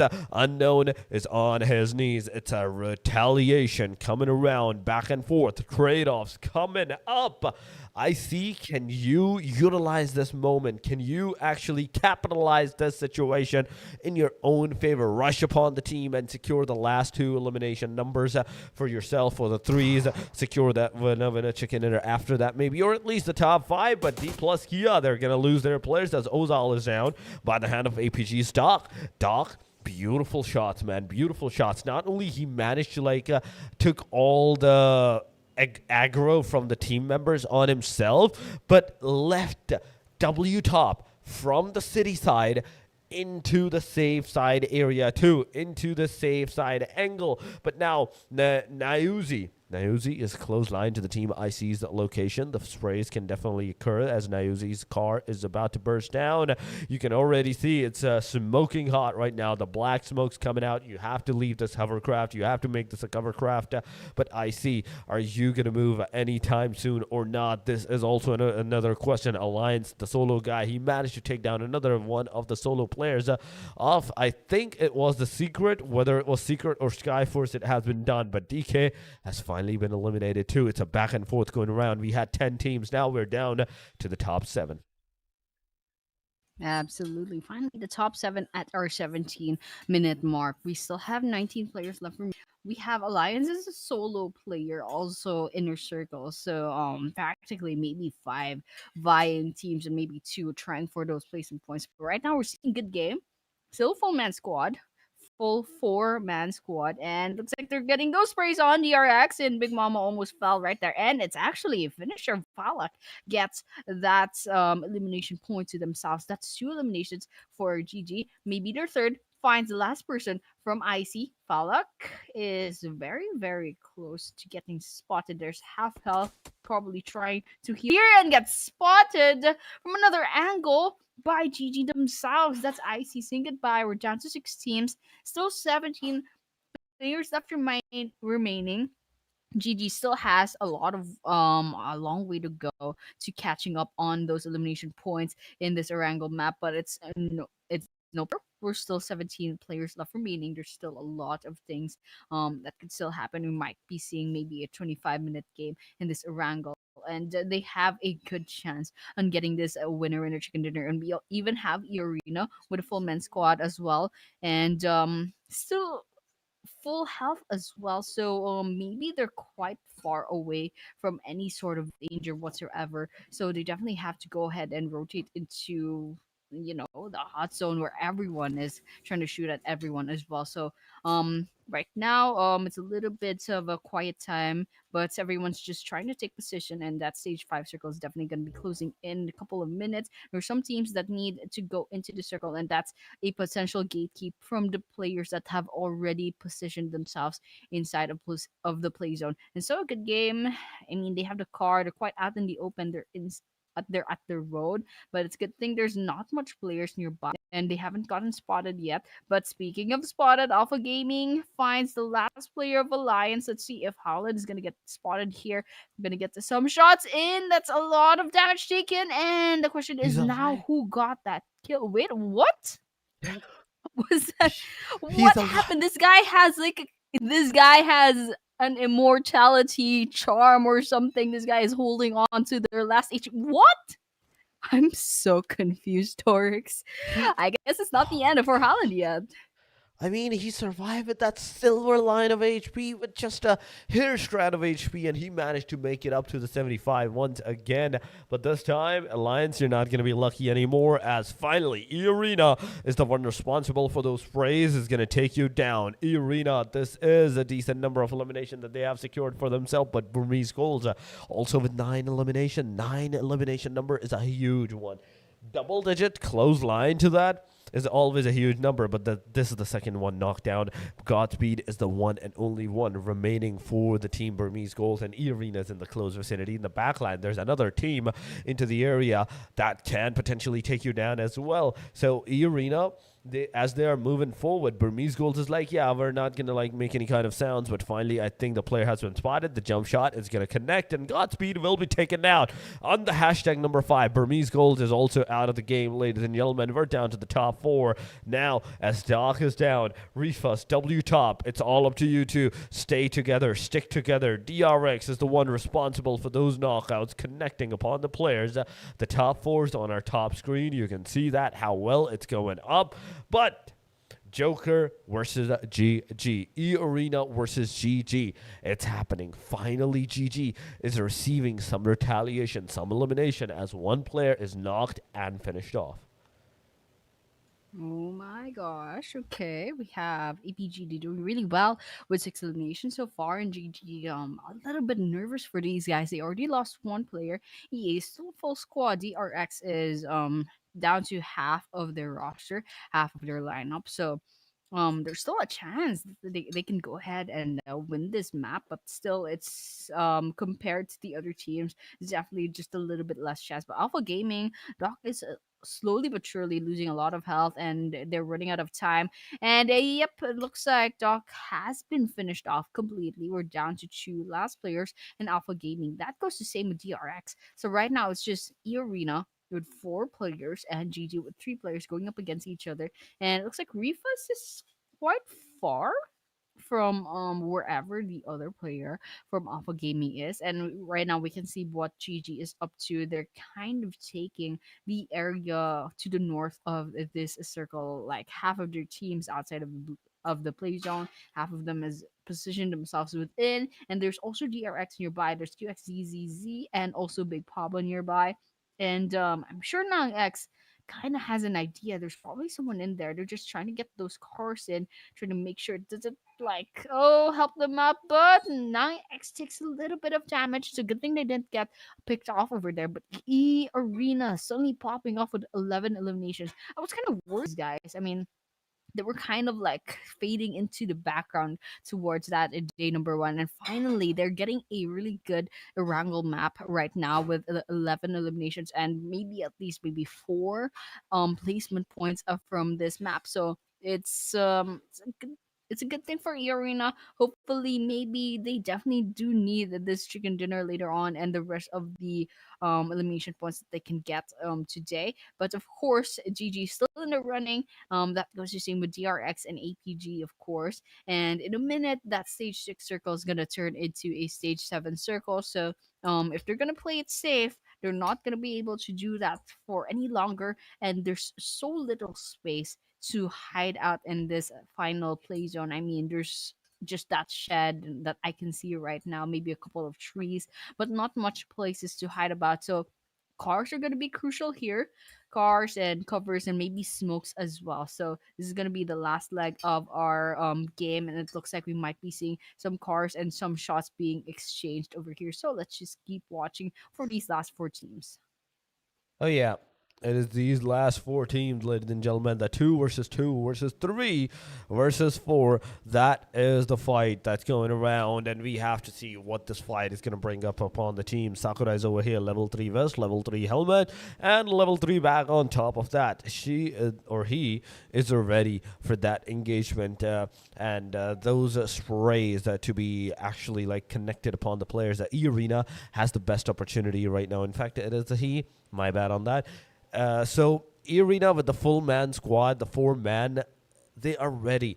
They have the best opportunity right now to take that winner chicken dinner, and that's exactly what they're going to do as GG is finally receiving a grenade, a damage. The second one is also going to get knocked out by Nasui's hand. NanGX, the solo guy, remaining the grenade, the splash damage, it's happening. The player is really panicked at this point in time, healing himself to the 75. The Molotov is going to make its way, and it's going to take him down with the spray. EARENA beautifully securing those eliminations for their side. Now, we're down to the top 3. It is a 2 versus 2 versus 4. In fact, right now, if both of those duos starts to hold down their fort, oh, come on. You can potentially take down this 4-man squad of the EARENA if you're really, really careful of your surrounding. Big Papa, QXZZZ, be very careful on what you're going to do. First of all, do not take the fight against the Team APG, because if you have started the fight against the Team APG, then there's always going to be the third party, that is the EARENA, that will push on you. W Top versus Joker. Joker is down on his knees. There's also in the front line Sakura coming up with that M416 spray, taking down the player. Tourniquet has been taken down. At the same time, Refuzz is low on that HP. He needs to heal himself as soon as possible. The player changes the car on the seat and takes down last of the Team APG's player. It's a 2 versus 2 for now, potentially, but for how long? As in a single instant, as soon as they're done with the fight, they have gone for that rescue. Oh my gosh. Okay, EARENA manages to revive one of his players, so it's going to be a 3 versus 2 at this rate. Oh, Joker gets finished off, so that is a solidified 3 versus 2. No possible full squad for EARENA anymore, but Big Papa, QSZZZ still up in the hills, kind of crawling towards all that grass, all that greenery, and EARENA, they have the advantage for the cars. In fact, all 3 of them have the chance to kind of hide behind their vehicles. Some grenades coming in, but there's only 3 left for Big Papa, so they definitely have to think very, very carefully as to when they're going to be utilizing the resources. And they have to worry about, DRX has to worry about 3 different people on EARENA. So this is a good place to hide out. There's a bush and there's a tree as well. And EARENA are all 3 of them are kind of in the same vicinity, in the same face of this hill, so it's quite easy to hide out. And we have QXZZZ right behind a Big Papa, covering their 6 o'clock. So you know what? It's just gonna be a matter of time before that stage 8 circle is gonna be forcing them inside. It's not gonna be too easy anymore, and maybe soccer can go ahead and try to go for the western side. But Uzi is also there. I wonder if Uzi is gonna be cooking something up, and Big Papa definitely has to watch their backs. So okay, this is kind of interesting. Okay, still trying to go ahead and bombard DRX with their grenades. Just switching perspectives here and there. It's still a standoff between the 3 versus 2. There's no progress whatsoever. I'm not even seeing any sort of damage numbers popping up. It's just surrounding. Okay, I just spoke too Beautiful. soon. QXZZZ Falls gets knocked down. I think we're gonna be seeing the end of this game really, really soon. It's just gonna be E3 versus 1. There is no chance whatsoever this could end well for DRX Big Papa. And with that last elimination, it will be EARENA who will be getting this winner chicken dinner that they definitely need to kind of catch up in terms of points on the leaderboards. Congratulations once again. Comeback is real. Comeback is real. EARENA was on the second chart, but now with this winner chicken dinner, the amount of elimination that they're gonna have, they may be able to just secure that first chart spot for right now. Maybe top 6, maybe top 5 if they're really lucky. But I want to see how many points do they have. How many points have they secured for themselves from this point onward? This is just the match number 2, ladies and gentlemen. This is just the start of Erangel, and EARENA has secured it for themselves. There's going to be one more Erangel, then we have 2 Miramars back-to-back going on too. So it's not even a half day done. It's not even a half day that has been concluded, and we have seen the first initial fight happening. GG's continuing their reign. The third win of a chicken dinner after the 2 yesterday. First one was their chicken dinner. The second one right now is of EARENA's. Stat-wise, I kind of want to see those elimination numbers individually, individual stats, how many points they secured, how many eliminations they got for themselves. But yes, throughout this whole game, ASI did good too in this match. IC has done good too. IC was surviving too in a decent spots too. But aside from all of this, it all comes down to the fact that how well you can like make yourself comfortable in all of the matches, not just 1 or 2 match. You have to make sure that you are consistent with all of the matches that you are playing. Not even a single mistake can be made from this point onward. We're close to the halfway point, and as soon as the second half phase is going to start, Annie, that whole strategy and the whole momentum that the team had of that like easy taken or aggressiveness, I believe so that's going to change. Absolutely. And guys, say hello to my gecko. But yeah, absolutely insane for these teams. And of course, I kind of like was hoping for a good game to kind of win that. But yeah, I'm also happy for EARENA for finally getting the points that they need. And that's 18. it. 11 plus 4, that's 15 plus a 3, that's 18 18. whole eliminations for EARENA. That's plus the chicken dinner placement points. That is 28, putting the Rondo map to absolute shame. What is happening over here, ladies and gentlemen? 28 absolute beast mode from EARENA over here. 28 whole points from this Erangel map. And congratulations once again. They definitely deserve it. They had that survivability in the back, and they had the equal amount of aggression to complement that. But then, yeah, EARENA, you can't just put this kind of energy in just one map. You have to be absolutely consistent. So the question is later on, how will this 28 points affect the leaderboards, considering the fact that they were maybe, I don't know, like 20 something points or 30 points on the leaderboards, and we're talking about 70 points for GG. So it's going to be about consistency. If EARENA wants to climb up the leaderboards, they have to keep it consistent. But otherwise, yes, the match standings is here. EARENA, as we've said, 28 points, but the big drop to DRX and BG with 12 points each, APG with 11, GG with 8, AL, ALL, ICTS, and FL, and ASI 8, in fact, all have a 4 elimination, 4 rather total points, and so on and so forth. And this is the match summary, of course. 69 Total eliminations with 3 grenades, 3 air loots drops, 6,683 healing duns, and 375 meters longest eliminations. And well, the important thing Whew. is maybe we kind of want to see what the overall leaderboards are going to be looking like. And this is it. Good Game is still up the top. That is because of their absolute consistency, despite the fact that they don't get the chicken dinner and they only have a single digit total points for this map. They still have 83 points, which is a considerable amount of gap between them and number two, ASI at 69. Oh, that is true. 83 to 69. That is a very, very, very big gap into the overall point structure. But my main eyes are on the EARENA. They were on the hashtag number 15, Annie. 15. Meaning they just got they swooped in 11 spots into the point structure. They came from 15 all the way up to the number 4 with 48 points right now to their name. Flash is, okay, somewhere close to them, 13 points of a difference. One match is going to be enough for this point to be overtaken too if EARENA is really consistent in their matches. DRX is there with a 47, 43 for Alter Ego, BURMESE, GHOULS, Alpha Gaming, Inner Circle, all these teams that were doing their absolute best. They were not able to hold EARENA from coming out above them, from coming on top of them onto the leaderboard chart with just a single win over the chicken dinner.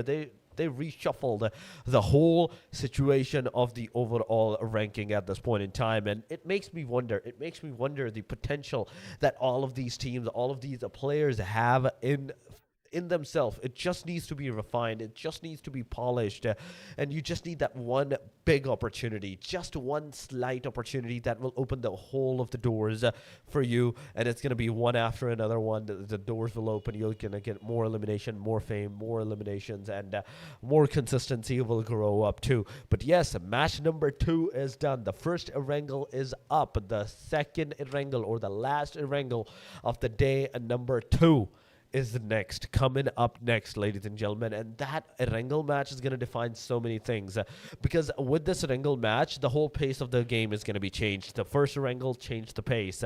The second Erangel is going to change pace even further. But ladies and gentlemen, before we actually head over to the match number 3, we are going to head over to a very short break. Do not go anywhere. Stay with us. We'll be right back.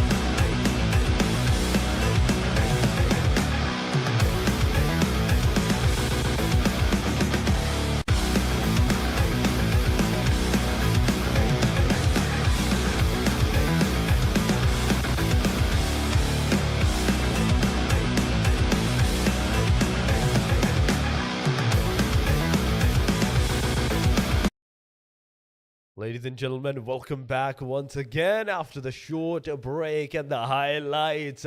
Two matches done, three more to go, and one more Erangel is still remaining before we head over to our barren terrains, the Miramars, throughout the games. But yes, once again on the caster desk, it is me, Torix, and with me it's going to be Annie. Annie, welcome back, and throughout... It's so amazing. The teams have played so good so far. There are some consistency going around.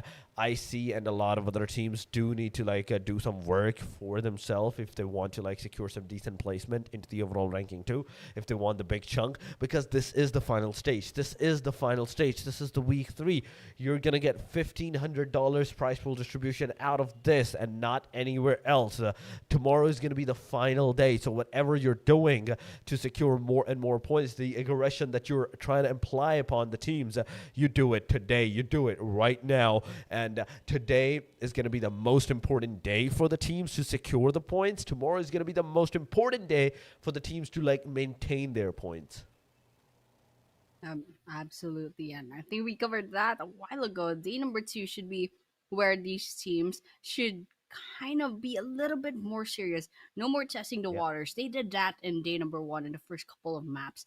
And tomorrow, day number 3, will be the judgment day. And by then, there's going to be a considerable amount of gap between each team. So by day number 1, I mean, the gap was like 1 or 2, maybe 5, at most 10 points away from each other. Right now, we're starting to see a difference. There were like 15 points differences between each rank already. Maybe even gonna be 20 by the end of the day. And Yeah. tomorrow it's gonna be the judgment day. It'll be a little bit hard to correct your mistakes tomorrow, so they have Yes. to do as much work as they can today. So we're seeing, just a while ago we saw a good game. Even though they didn't get that chicken dinner, they still got 8 points, which is like a considerable amount of points to kind of keep themselves up, keep that gap in between them and the number 2, which is ASI 8. But then of course we saw just how changeable the map is. Just one good game, and you saw EARENA boost up several, more than 10 ranks, in fact, up the leaderboards just from getting, I believe, 28, if I remember correctly. Yes. 28 whole total points from that Erangel map, which is absolutely insane. You can imagine that happening to any other team. Like, for example, like rank number maybe 12, 13, 14. They're all in like the 20s. So if they get like more than 20 points, you're gonna overtake maybe top 5, top 6 or so. So that leaderboard is very volatile. As long as there's just one good game from any of these teams, they can change their fate forever. And that's how volatile that leaderboard is gonna be. And so with that, of course, we will be going on to our final Erangel map for today. It's gonna be our map number 3 out of 5. That flight path is going to be starting in Lipovka. It's going to be ending towards the waters west of Sosnovka military base. So that just means perhaps Remorse and Ferry are still accessible. Even the quarry might be accessible as well. And military base might be the choice of drop off points for the teams that usually their main drop off points will be somewhere towards the north. But right now the north is quite inaccessible. So maybe the military base might have maybe 2 or 3 teams perhaps, but Chinky is still nearby. There's a possibility that maybe they'll drop off towards the northern part of the flight path, and then maybe just rely a little bit on the parachutes, maybe find a car sooner or later. But then, yeah, with that, I mean, Milta is also accessible. There's Quarry, Ferry Pier, Primorse, as I said, the military base as well. And of course, Milta Mansion, perhaps, maybe school. There's definitely some teams vying for school as well. Just get a little bit of a car and then you're good to go. But then, yeah, it looks like everyone's settling in. The question is now, will we be seeing early game engagements just as we saw in the first few maps? And of course, the answer will be yes. It's going to be HORAA Esports once again finding themselves on the kill feed so early on. Let's see how these teams are faring in 1 minute into the game. Oh my god, already That those circle. eliminations are coming up. Circle on top of that, the very top circle, it's a 40-50% in the water. The rest of the 60% area is on the land, but yes, Napoleon is one place where the first fight is happening. Goku is over here with that one elimination. There's also the team of Flash in the vicinity, so it's a 1-to-1 ratio elimination number that has happened so far. There can be more, there can and will definitely be more eliminations throughout this whole situation, throughout this whole fight, but the main concerning point is, and the relieving point is, and that is that both teams has actually managed to secure 1-1 elimination, but on the other side, there's also the team secret. Juke taking down some players with the shotguns. It's 6-9-6. HORAA Esports is going to lose another one of their players. That is Sleepy HORAA. The flashbang is here. Jiggle HORAA cannot see one thing, cannot see one pixel on his screen, and instantly, within a moment of an eye, blink of an eye, he had to blink to restore his vision, and that blink cost him his life right there and then. Team SKYFORCE has also been eliminated from the match on the hashtag number 15. They go out 25 total points. On the other angle, another angle, that is the Primox area. We have EARENA, we have WEIBO Gaming. These two contenders head-to-head going against each other, whereas EARENA, they had the first blood, they had the first engagement, even the second engagement in this area, but also Sakura is right now down, so a lot of work is needed to be done. The player needs to like somehow get that revive as soon as possible, but oh, wait a minute, Turney K is down. Things have changed slightly as Team WEIBO Gaming. Now, they are kind of like further away from both of their angles, but at the same time, the same as the situation for the other team, that is the EARENA as well. EARENA, let's see, shotgun in hand, 1897 versus S12K. Which one is firstly going to connect? 1897 has a better range, a better like spread onto the players, and that's exactly what's going to happen. The more stability is going to actually prevail, and WEIBO Gaming out of the game without even a single casualty. But Joker, I have to give it to this guy, a 1v3, beautifully done. Oh my gosh. Public service announcement to the teams. This is not Rondo anymore. Calm down. But I was really worried about Weibo Gaming. These guys were like maybe top 4, top 5, maybe even top 3. And all of a sudden they dropped off to like the double digits in the ranks. And they've been falling off so early on in these past few games. Maybe it's the fact that they come in on the lobby with only 3 players or so. I don't know what happened, but day number 1, they were quite making a name for themselves. So not quite sure what happened there, but they definitely need to step up if they want to catch up to the likes of GG, which are already sitting at rank number 1 with 83 points. Might be kind of perhaps a slight domination on that leaderboards, but definitely there's still a lot of things that could go wrong. I mean, we're still talking about 8. This is like 8 more chances of maps. I mean, it's gonna be 7 after this map, and not a lot of chances to go if they want to correct any mistakes, and they definitely need as much points as possible. Right now, of course, EARENA already having a really good start to this game. The fact that they have like a beast mode number of points, 28 in fact in that previous map, Erangel, and right now we're seeing a repeat, another Erangel map. So there's a huge chance that we might be seeing EARENA climbing up from that number 4, perhaps maybe number 3, number 2, maybe tomorrow it's gonna be number 1, even maybe like at map number 5 later on, it might be number 1. But of course, that's considering the fact that EARENA will be bringing the same consistent energy from that map number 2 all the way to this Erangel map, all the way to the 2 Miramars later on, and perhaps maybe tomorrow keep that consistency, even if they're not doing anything too flashy. So with that, I'm really kind of like watching out for EARENA right now. They're doing really well, but I'm still hoping for a good game to kind of keep that consistency. I mean, they didn't completely fall off in the previous map, but they definitely need to watch out for EARENA. Slowly but surely climbing the way up, and while Team Flash needs to watch their back, that is a 13 point difference between them and EARENA. That definitely is. It is like a 13 points difference between them at this point in time, but it's only going to increase further and further, maybe, or maybe it's going to decrease. You never know. You never know. Maybe Flash is going to start aggressing upon the teams, but so far the only one that I'm seeing aggressing is the Burmese GHOULS into the kill feed, as they are taking the players down of the team at D Xavier's. In fact, at this point in time, D Xavier is definitely going to retaliate as Godspeed gets down and finished up instantly. The guy that was aggressing upon the team members. He has finally been put down. He is down. 15 teams remaining. Man, come on. We're waiting for the fights to actually begin. We are waiting for the fights to like actually cement themselves into a compact zone, compact area. I think what it is happening is the fact that the teams are so focused on getting inside of that circle first and foremost, because the circle went towards the northern angle, that they're not engaging too much into the fight. But the one that are engaging, they are engaging it completely out into the very open side areas at Alliance. Look at that in the open, trying to shoot down the TIANBA, the player, the hovercraft gonna get stuck. The sprays are not gonna make that connection, but wait a minute, I see one of TIANBA being knocked out, and that is not good. This is not good looking whatsoever. TIANBA, what is happening? What is going on? Someone needs to go and revive your own team member, your team member that is under the bridge, on the other side of that bridge right now. Someone needs to go and rescue that player. Backline areas of the team Alliance, it's going to be IC slowly, steadily approaching the situation. Players unaware of the surrounding, unaware of the danger that they have put themselves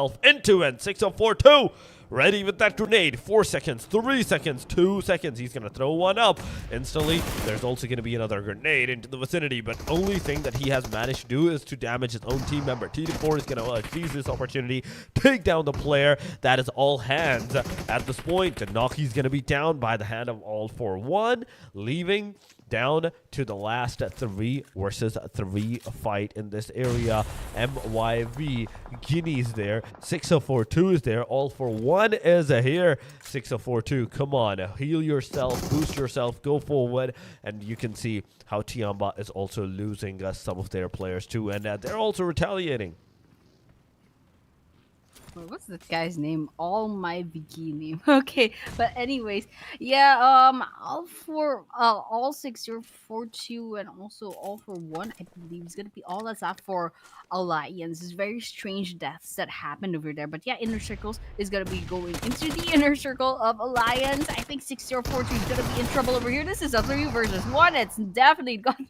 I mean, 6042 absolutely did not stand a chance from that. I mean, the question, that problem that guy had was like, which one do I shoot first? And definitely 4-1 didn't even bother stepping outside of that staircase. That guy was like, yeah, you're on your own, dude. Why are you even standing there? But then, yeah, I mean, Inner Circle didn't storm inside the building. If they did, they would have seen 4-1 in the same building as 6042. But yeah, it looks like they were a little bit distracted by TIANBA over there, throwing that grenade while they're distracted. Let's see if it's gonna be taking any damage, but unfortunately, it's not gonna be working for the favor of 4-1. Just gives away their location. Falek's gonna be going for that 1 versus 1. That was a turntables, guys. Just changed the pace of that attack. Wow, but that Molotov is gonna be doing God's work at this rate, and Falek falls. All for one gets the last laugh, but without taking, I see one of the players from Inner Circles down with them. So with that, I mean, Alliance falls, but at least they have 1 elimination after that. But still, Inner Circles, they're in trouble. They're down to 2 players, and TIANBA is still out there. And Team Secret coming in as the 3rd party, and the 4th party will be the Blue Zone. Ladies and gentlemen, this is an absolute mess. You can see T24 OP is absolutely just blending into the dirt pizza style. This guy does not want to be seen, and this guy is just holding on to this wall, just not moving, because TIANBA is a 4-man team, and this guy's all alone. I don't know where the rest of IC Inner Circles is, and there's also GS. Look at the positioning of these guys. Look at the positioning of Team Secret. They're all over the place. They're gonna be surrounding TIANBA after this, but right now TIANBA is gonna be hunting down the last of Inner Circle, and I mean, this guy's just standing over there. It's going to be a little bit harder. The Blues on pressuring them. Looks like TG4OP will be moving inside of the building. TIANBA is preoccupied with Team Secret. Team Secret, they have the grenades at you guys hiding behind this wall, and they're definitely not caring whatsoever about that stage 2 damage. All the chip damage is going to be stage 3 circle really soon, and that damage is going to be a little bit more pressuring at this rate, but Milo is going to be falling.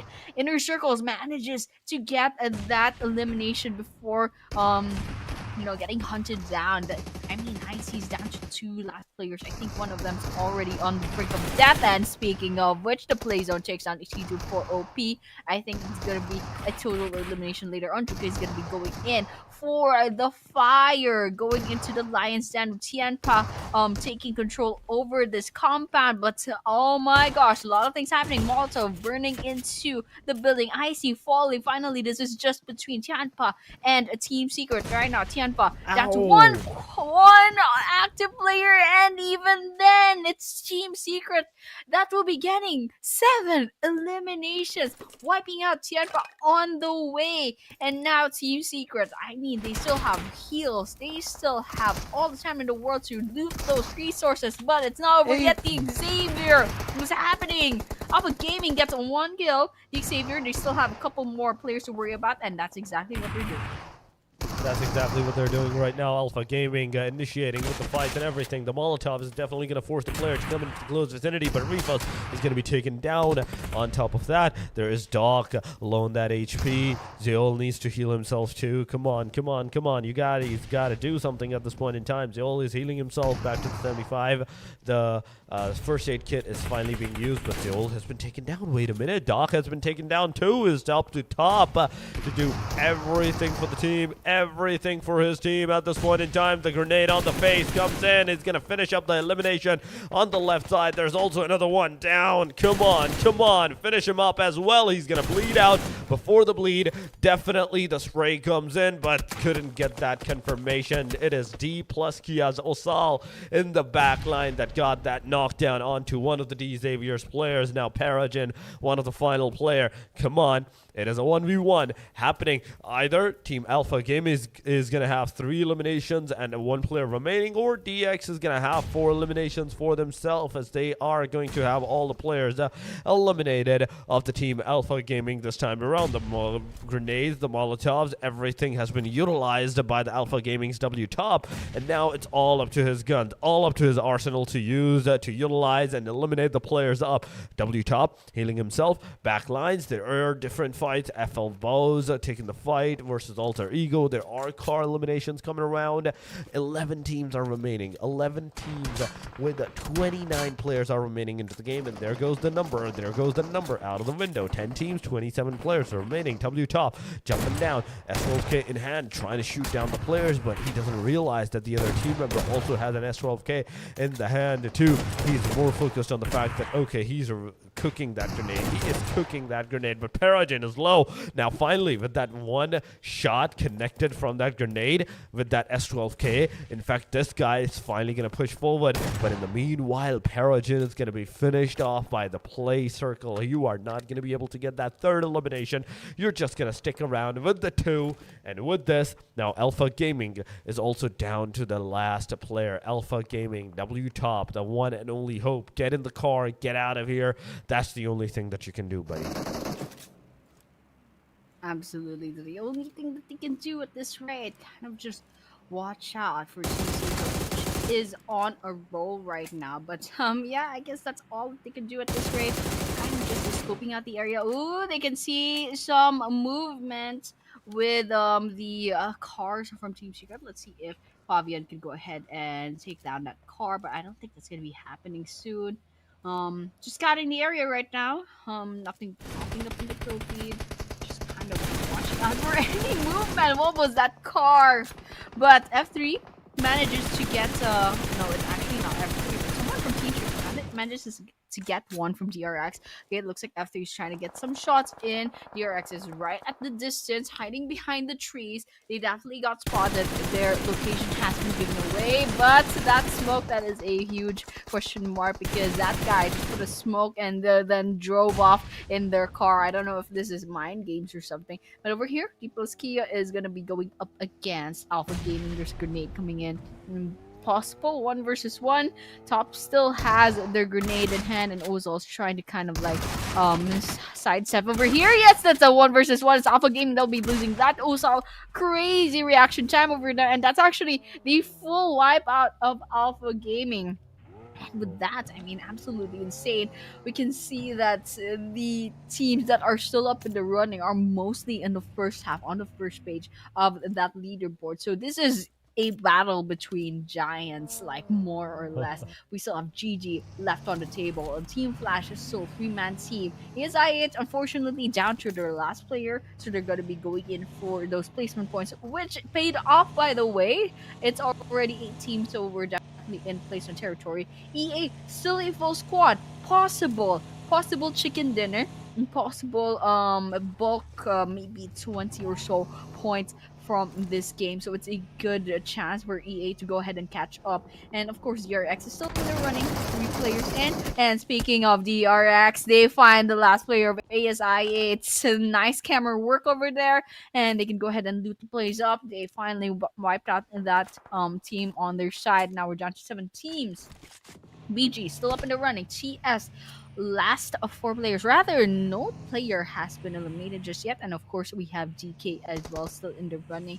So with that, it's all about patience. It's all about positioning yourselves within the play zone, and lots of patience, lots of trigger discipline, maybe a lot of scouting with the scopes, because just checking with that mini map, there's a lot of open spaces, not a lot of buildings. So especially in this area over here, we might be seeing a couple of eliminations happening, especially with Team Secret. Just 1 down, F3 falls, and it looks like Dokkel is also falling as well. Hukai and Zerus is still up in the running. Oh my god, it's a back and forth going around. Secret losing 2 of their players after those 7 eliminations that they have for themselves. Come on. The jump shot is not going to work out, as Zerus is going to be taken down. Juke, the final hope, the one and only person remaining from the side of the Team Secret. It is against the Team of Flash at this point in time. The grenades are coming, but Juke now has the slight of idea, okay, where the players are. Grenade in the close vicinity of TFS 3. Come on, F3, you have to be revived. You have to get that revive as soon as possible, but grenade on the face, and that is the wrong move, Juke. You went for the revive instead of the fight, and that costed you your life and your team's elimination too. Now with this, Team Flash is on the hashtag number 2, ladies and gentlemen. They have successfully overtook the Team ASI8 from the 71-point structure, 77 points. Now, talking about Burmese goals, 0 elimination, 3 players remaining. Godspeed is the one guy that has been eliminated early on. Fabian location has been revealed. The player is ready with that grenade. He's going to throw it up onto the tree. 3 seconds, 2 seconds. Will it connect or it will overshoot? The answer is on the face. It will connect.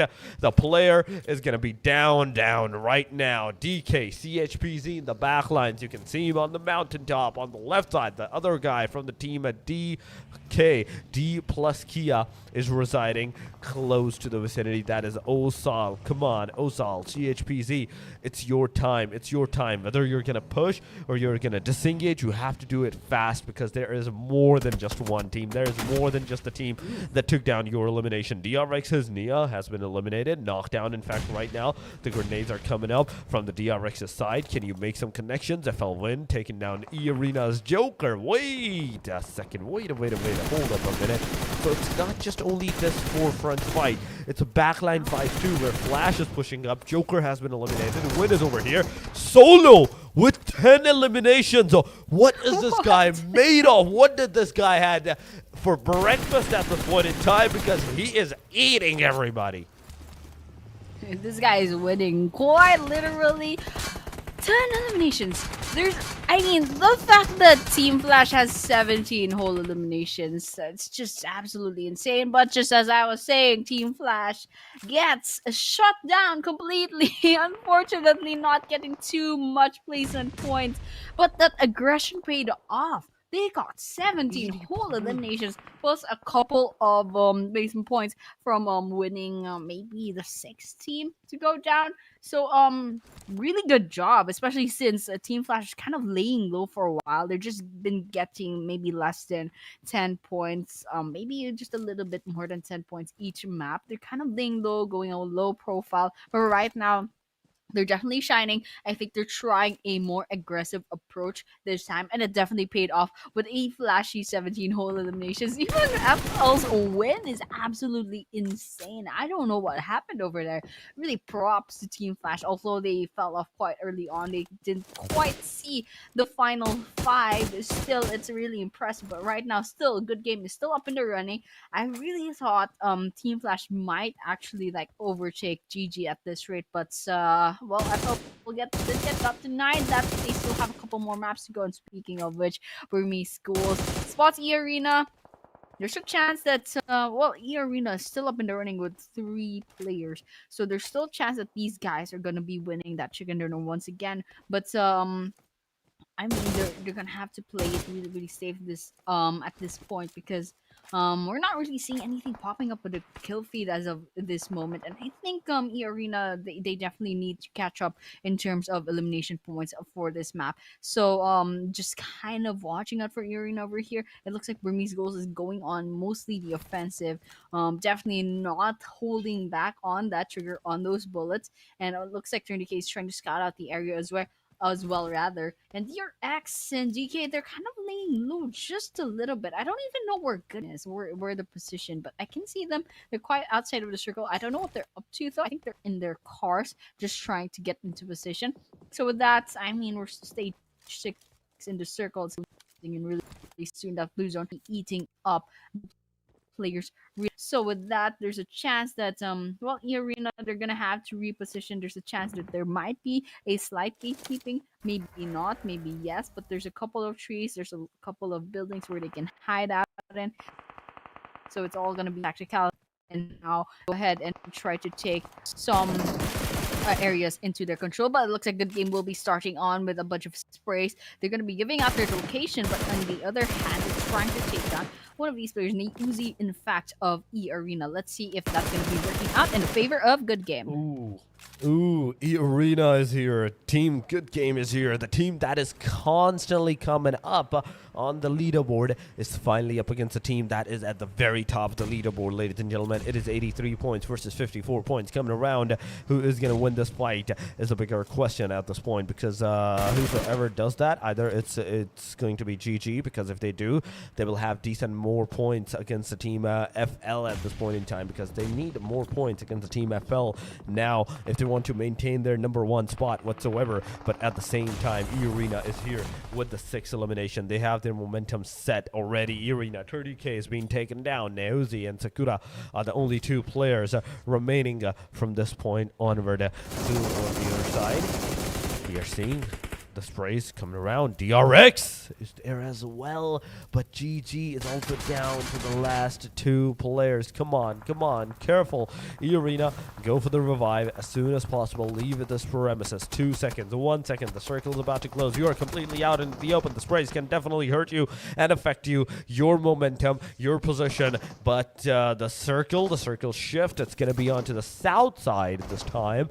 And south circle, it's definitely going to hurt the players, but I want to see what EARENA is going to be capable of. The moment I call out their name, Uzi gets taken down by the hand of BURMESE Goals. BURMESE Goals are doing an absolute terror for these players at this point in time. They are being the aggressors. They are making sure that every team is facing the consequences of staying outside of the play zone, outside of the blue zone or the safe zone area. The only teams right now I would say they are in the safe is DPLUS Kia and the DRX, because why? They have the compound and they are not moving and even an inch to take any kind of fight. They're letting the other teams take the fight, take the opportunity, take the aggressions, and they're like, yeah, we're just going to chill until the very end where we are really needed to take that fight. Absolutely, and they definitely need to take those fights. Look at this DRS with one elimination, and a while ago I saw GG actually had 0 eliminations, so they're already banking on those rather placement points. But yeah, it looks like we're seeing some progress on the kill feed. Yes, BG does get a 1 elimination on their side. DK down to 2 players rather, and GG down to 1 active player, 1 needing the revive. I don't know if they can go ahead and give that revive, but support is gonna be taken down, and I think this will be the end of GG. Unfortunately, they'll be going down as the 5th player, slowly but surely just losing that momentum on this tournament. But it's not over yet. EARENA, speaking of momentum, I mean, I was hoping for these guys to get a little bit more points, but 7 eliminations is already quite nice. I think it'll be an 8. Nope, it will be denied. DRX manages to defend their players, taking down EARENA. Now we're down to 3 teams. DRX, they can still go ahead and give that revive to Nia and Big Papa. They can go ahead and heal up. DX, still 2 players left. DRX, of course, we already covered that. And BG has 1 player that needs the revive. It looks like Unknown was finished off just now. O2 is getting chipped off their health, their half health as of the moment. And DRX, they're kind of like trying to storm in. I think they're going to the territory of the DPLUS Kia over here. But DPLUS Kia, they have the advantage of having that building, and Burmese schools, of course, are quite spread out. Right now, it's actually DRX that kind of has a little bit more pressure into their side because they're kind of outside of that play zone. And in a couple of seconds, that blue zone's gonna come in. Big Papa unfortunately gets caught up into chips. Great shot from that. Big Papa's gonna be finished off really, really soon if that grenade is gonna hit. But Big Mama to the rescue. Ooh, Nia gets spotted as well. Chips definitely will not let Nia breathe. But dude, this guy probably should like watch their backs over here. But Osa will be revived. I think it'll be like high time. It'll be fine. They don't have to worry too much. Osa successfully gets revived. Nia is just hiding behind this. Okay, let's try to check the windows. Ooh, Burmese schools spots them as well. This is not a good place to be for DPLUS Kia. 2 different teams trying to get them down. Chips takes damage from that grenade. 1 versus 1. Ooh, no. I think that's the end for DK. It's gonna be Burmese schools versus DRX this time. 2 versus 3, ladies and gentlemen. It is happening, and O2 is about to take the oxygen out from all of these players as he's on the rooftop of this building. S12K in the hand. Nobody has the slightest of idea. Okay, they have the slightest of idea. Not only that, they know where the player is located at. The S12K is not going to make any connection, and it's all over DRX with that winner chicken dinner, ladies and gentlemen, of the match number 3, the second Erangel that was on our screen right now. That was being played. DRX is the name that's going to not only secure the winner with a chicken dinner, but they're going to do it in style. All the S12K bullets didn't even graze them, didn't even connect to them, and they were an easy victory away from this winner chicken dinner. Now moving forward, now, from this point onward, the Miramar reign is going to start. The Miramar regimen is going to start. And that's like one place where the whole momentum is going to change. Because Erangel, you can play both safe, both fast, a very like a balanced kind of gameplay. But Miramar is one place. If you don't have your vehicles, if you don't have your transportation, you're stranded. You are done. You will not be able to outrun the circle whatsoever. You need to have a car first and foremost. Then you need to have a decent placement amongst your peers, amongst your opponents, because Miramar and the position-wise, it's such a barren land that anywhere that you go, it's completely open, and anybody can at any point see you. You need those like covers for yourself. You need those big vehicles, the minivans at this point in time, if you need to really put yourself into the cover. I'm not sure if we have the hovercrafts. My memory does not serve me right. I don't know. I'm mixing something up, but I believe. Correct me if I'm wrong on the chat, ladies and gentlemen, but I believe we have the hovercrafts even on this map. So if there are the hovercrafts, then it's going to be a decent thing. But right now, we should talk about the match number 3. That is to the name of the DRX with an amazing job of 7 eliminations. Ooh, so that's 17 whole points from the 10 points with the chicken dinner. And, well, I mean, the damage could have been definitely better. That's a 420 for their highest amount of damage dealt. But still, the fact that the RX had that survivability rather in the bag is just absolutely amazing. And it's a good thing that they got a lot of points. But right now, it's the MVP of the match. This is the true MVP. 10 whole eliminations, 1,329 total damage. Absolute insane, absolute monster. Team Flash's win. This is absolutely crazy. And I'm really glad for Team Flash suddenly flashing into the area and even getting that number 1 spot in the match standings for this match number 3, despite not even close to getting that chicken dinner. They have 19 total points. The Arcs, on the other hand, with a 17 points, which is just the elimination points, by the way, of Team Flash. Number 3 is EA, and of course, TS is also with 11 total points. But it's just absolutely insane how Team Flash is suddenly popping up so much with 17 eliminations, and the fact that they went down 20-ish minutes into the game. So didn't quite get a lot of placement points, but still very, very impressive. And of course, we have the match summary with 67 total eliminations, 11 grenade eliminations. Now that is true Erangel spirit with the 11 grenade eliminations. Sadly, 0 airdrops looted. Sadly, 0 vehicle eliminations. 9-5-3-1 healing done, and a Snape from Alter Ego has the longest elimination with 343 meters. Dude, speaking of which, Alter Ego, these guys are slowly fading into the background. These guys, Yeah. where are these guys? They are number 9 right now in the rank. Come on. You guys were doing so well. I don't know what's happening, and of course, we'll never know what truly is happening behind the scenes. But I'm really, really hoping, as well as the fans of Alter Ego, they're really hoping that maybe something will change. I mean, just 1 more point, 2 more points, they can actually go to rank number 6. So it's not actually that too much of a dire situation for Alter Ego. But right now, good game. Yes, it's still sitting at number 1, but right now they're only 6 points in gap between them and Team Flash. And Team Flash right now, there's a possibility that they're gonna be riding a momentum. Sadly, number 3 ASI, it is slowly but consistently falling ever so slowly down to number 3, perhaps maybe number 4 if DRX all of a sudden jumps up and gets a lot more points. But EARENA maybe lost just 1 rank, but still they're doing quite well. They had a decent amount of points in that previous map. So with that, really happy to see the leaderboards changing quite a lot. But of course, quite nervous from some teams, and I'm really hoping to see some other teams, like several teams, improve in these coming maps. So you know what, with that, it's gonna be Miramar. It might be a whole different map. It might be a whole different place also. Let's just look forward to that. Annie, you do realize that throughout the both Erangel games that we have witnessed, we went to the stage number 9. We went till the very end. And it kind of makes me want to believe that, because I have seen it a couple of times, not once, not twice, majority of the times, that as soon as the Erangels are slow, Miramars are the fastest one out there. But we will know that, ladies and gentlemen, when we come back from the break. So do not go anywhere. Stay with us and enjoy the highlights.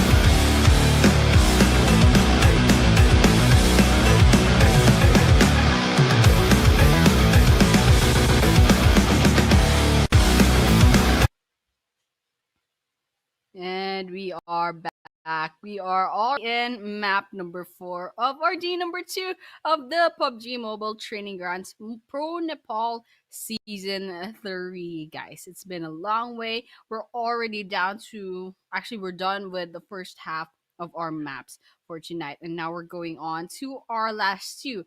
In fact, our two Miramar maps for tonight. So with that, I mean, we already witnessed Erangel. We already witnessed the Rondo. I mean, the Rondo's kind of the same, more or less, just a Yeah. slightly bit more aggression.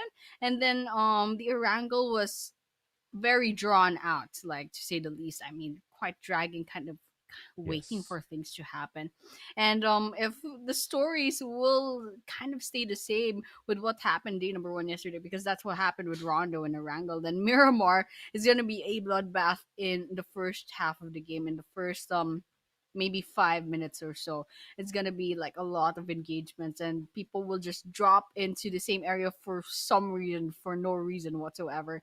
And then it's gonna be a quiet middle game, and then for some reason it's gonna start again towards the late game. So hopefully that happens, and hopefully, I'm gonna be manifesting a 25-minute Miramar map game, because we had the most Please. stretch out Erangel game. Please, exactly, Torx. Please give us a 15-minute Miramar map, maybe. No, no, no. The thing is, it's not about the time that's taken the maps to end.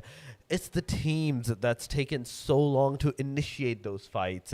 And even in the Miramar, I believe that's not going to happen. Erangel, it can happen because everybody knows that what Erangel is being like played upon as, how the covers work, where the cover is, and what kind of like a blind spot is for the other team. You can know that. But Miramar is not that much versatile for the teams, because even in the classics, whenever the teams actually practice or play their own games, they tend to go for the Miramars.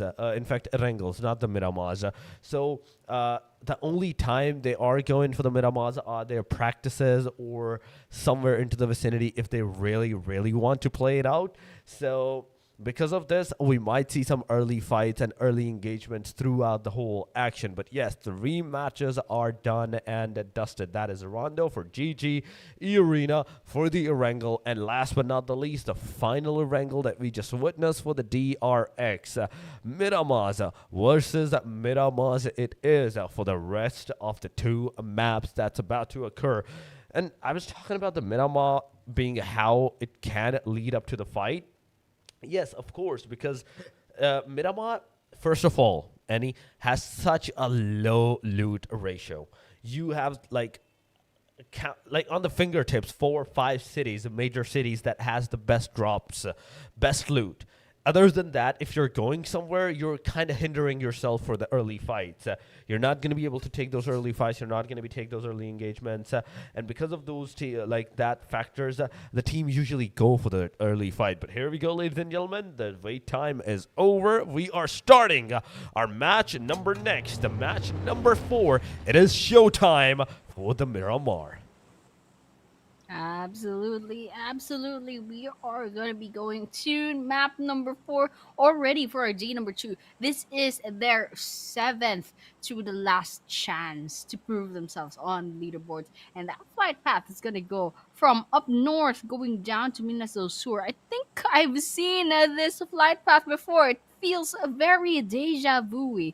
But when this flight path happened, there was a lot of early game engagement. So if the same thing will happen, if the same story will happen from yesterday, we might be seeing a couple of teams go down to maybe like 14 teams left remaining in the game within like 5 minutes or so. So question is now, will that happen?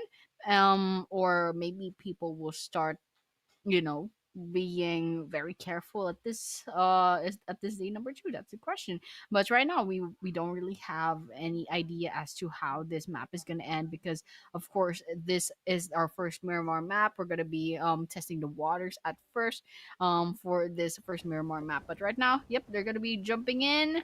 I think there's a chance that Los Leones might be crowded out. There's a couple of teams trying to vie for that area, but already I'm seeing HORAA Esports. Oh my gosh, HORAA Esports, time and time again, I asked for consistency, but not like this. HORAA Esports always getting picked off early in the game. Guys, please stay alive this time.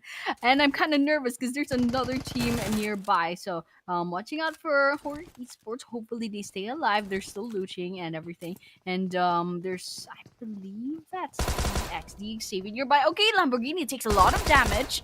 I don't know if Lamborghini has a gun. Okay, Lamborghini gets a knockdown. Paragin is trying to march into the building. Ooh, they spot another player from DX. I don't know where the rest of HORAA Esports is. Dami HORAA is getting bombarded over here. Paragin is right in this floor, right behind them. And it looks like HORAA is trying to storm into the building. Ooh, lots of bullets coming in. That's a staircase, guys. And they're going to be walking into another place. Nice. Oh my gosh. HORAA Esports, no elimination, but still, that's a knockdown. Okay, DX rather is kind of low on health, kind of possible that HORAA Esports might actually win this squad wipeout. Ooh, there we have it. DX will be the first team, rather maybe the second team rather, to get wiped out over here. WEIBO Gaming somewhere out there got wiped out as well, but over here there's a possibility we might be seeing a third wipe out of the team. This is THUNDERTALK versus Team Secret in the Southern Islands. So with that, actually, we can see in the kill feed as well, Alter Ego versus Alliance going up against each other. I think there's a couple of pick-offs from Alliance. Look, they're down to one player already, and it looks like Team Secret actually got an elimination on their side. Look like HORAA. I mean, they have 4 eliminations, but they did lose to HORAA. Still, it's good that they managed to survive and see maybe slightly of the light of the rest of this Miramar map, because they keep getting sent back to the lobby way too prematurely. But right now, they're going to be worrying about TIANBA, which swooped in as a third party. I don't know if these guys even have the resources to go and get some engagements in. But yeah, Kajaya does a rather Ajaya will be falling from HORAA Esports. Ooh, TIANBA gets spotted. Dami HORAA gets spotted, gets knocked down, and finished off with that bullet from TIANBA. And now it's just one player left for HORAA Esports. I spoke too soon. I think HORAA will be once again wiped out too early for goodness sake. Oh my gosh, TIANBA is still there. At least one was taken down by HORAA Esports, but it's going to be a 3 versus 1 from now on. The Sleepy HORAA is holding on to dear life, perhaps knowing how this game will end. They're trying to get at least one down, but no, TIANBA will not be losing any more players. They wipe out HORAA Esports once again way too early into the game. Oh my god, yes, that is absolutely true. It's back and forth, eliminations going around. Look at Secret down to the last guy, Zarus. What, Winchester 97? THUNDERTALK Gaming, come on. I'm waiting for that Winchester headshot. I am waiting for that, because Miramar, if it's not Miramar, then where are you going to use those sniper, those bolt actions to like take some heads off of the players? King, it's up to you, man. Come on, it's a 1 versus 1. I'm waiting for it, but TS, they have easily gone for the rescue, gone for that revival phase, maybe. I don't know. Nope, it's not. It's still not the phase. Zarus is super far away, but now, finally, Zarus may be taken out. It is a UMP 45 versus M4 1-6, but UMP is winning it up. Oh my god! King! No way! He was forced back with just a UMP 45. This does not look good. And if he had stayed there, that Molotov would have easily taken him out from the game. But 7 bullets more remaining into the M4. He's going to change out the gun. He's going to drop down. And oh my god, that's a lot of damage going around. Come on. SLR. Headshot. Come on. Zarus is low. 5 more bullets. You're low on that HP too. You're just 1 bullet away, and that UMP 45 is definitely going to finally eliminate the player up. TT out of the game, and Secret successfully reviving their players. I think that's a 3 revivals right there, and then 3 players are still remaining into the game. The only player they lose is 1 player. Alliance is down to the last man, and this is not good. You said about this, Annie, like within the 5 minutes, within the 6 minutes, we will have like 4 teams being eliminated, and that's exactly what happened. WEIBO, HORAA, DX, and TT, they're out. Oh my gosh, it's a repeat of yesterday. We're down to 14 teams. Oh my gosh. I think possible might be another pickoff. I mean, we can see EA kind of nearby the surroundings of Skyforce, and of course, Burmese Schools is also lurking about nearby, trying to see if they can get any pickoffs whatsoever. But then, yeah, I think we're back to like the quiet part of the map as of this moment. I can see Team Secret from the leaderboards. I mean, they do need those heals as soon as possible. But over here, looks like O2 from Burmese Schools is, probably spots a little bit of movement, and that's actually going to be Skyforce's Icy. Just a little bit of head peeking and some lucky shots, perhaps.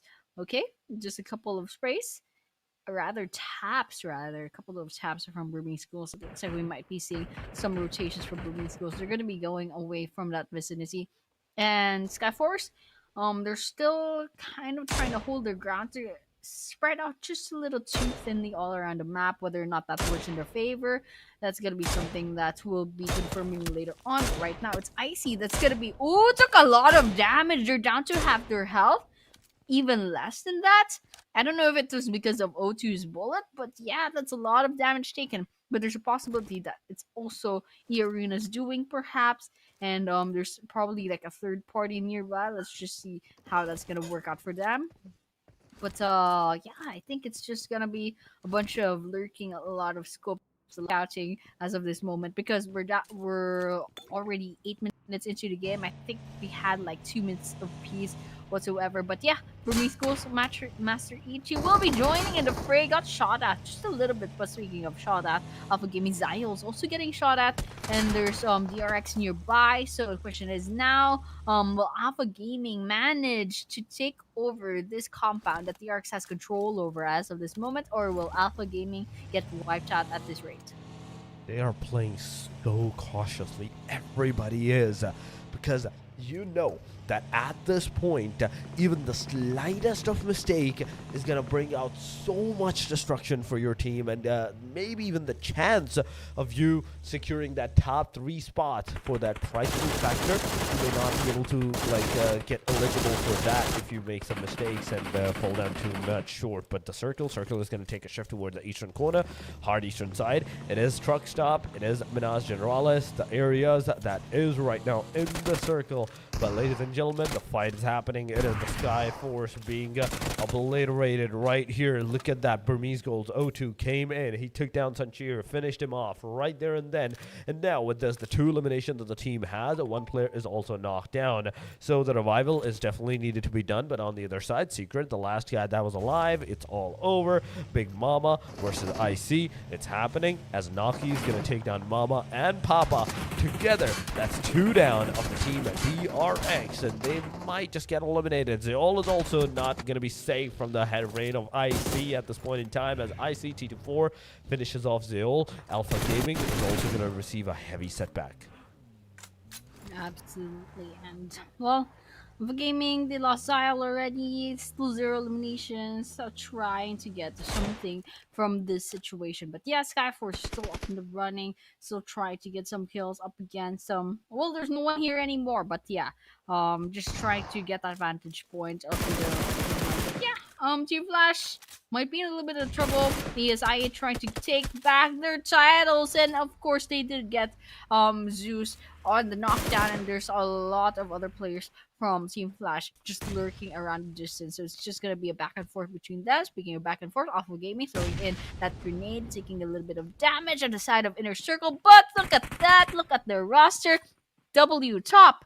APG's top is the last person, kind of is an active player, and they're still trying to focus on IC, and slowly but surely they're losing a lot of health, and I think that is the end for Alpha Gaming. We're down to 12 players, 12 teams rather, and 38 players in this 11-minute Miramar map. So it's going on really, really fast, which is a total contrast to our Erangel map. But yeah, over here is ISK2. I think they have kind of an idea that Team Flash's Win is just nearby, and while Win is an absolute monster, this guy was, if you remember, had 10 eliminations in that one Erangel. Question is now Now, will they get K2, take down the golden boy of Team Flash, or will ASIA take back their kind of throne? These guys were like ranked number 3 at some point. Actually, they're still ranked number 3, but they definitely have the chance to go ahead and overtake Team Flash right now. So they can take this chance, more or less. But right now, it's just about the circle. Everyone's kind of calming down, playing it safe. And right now, a lot of these teams are going to be prioritizing getting into that play zone, but probably not ASI and FL. However, you can see from the map that they're just trying to at least wipe out this other team instead of rotating. Oh my god.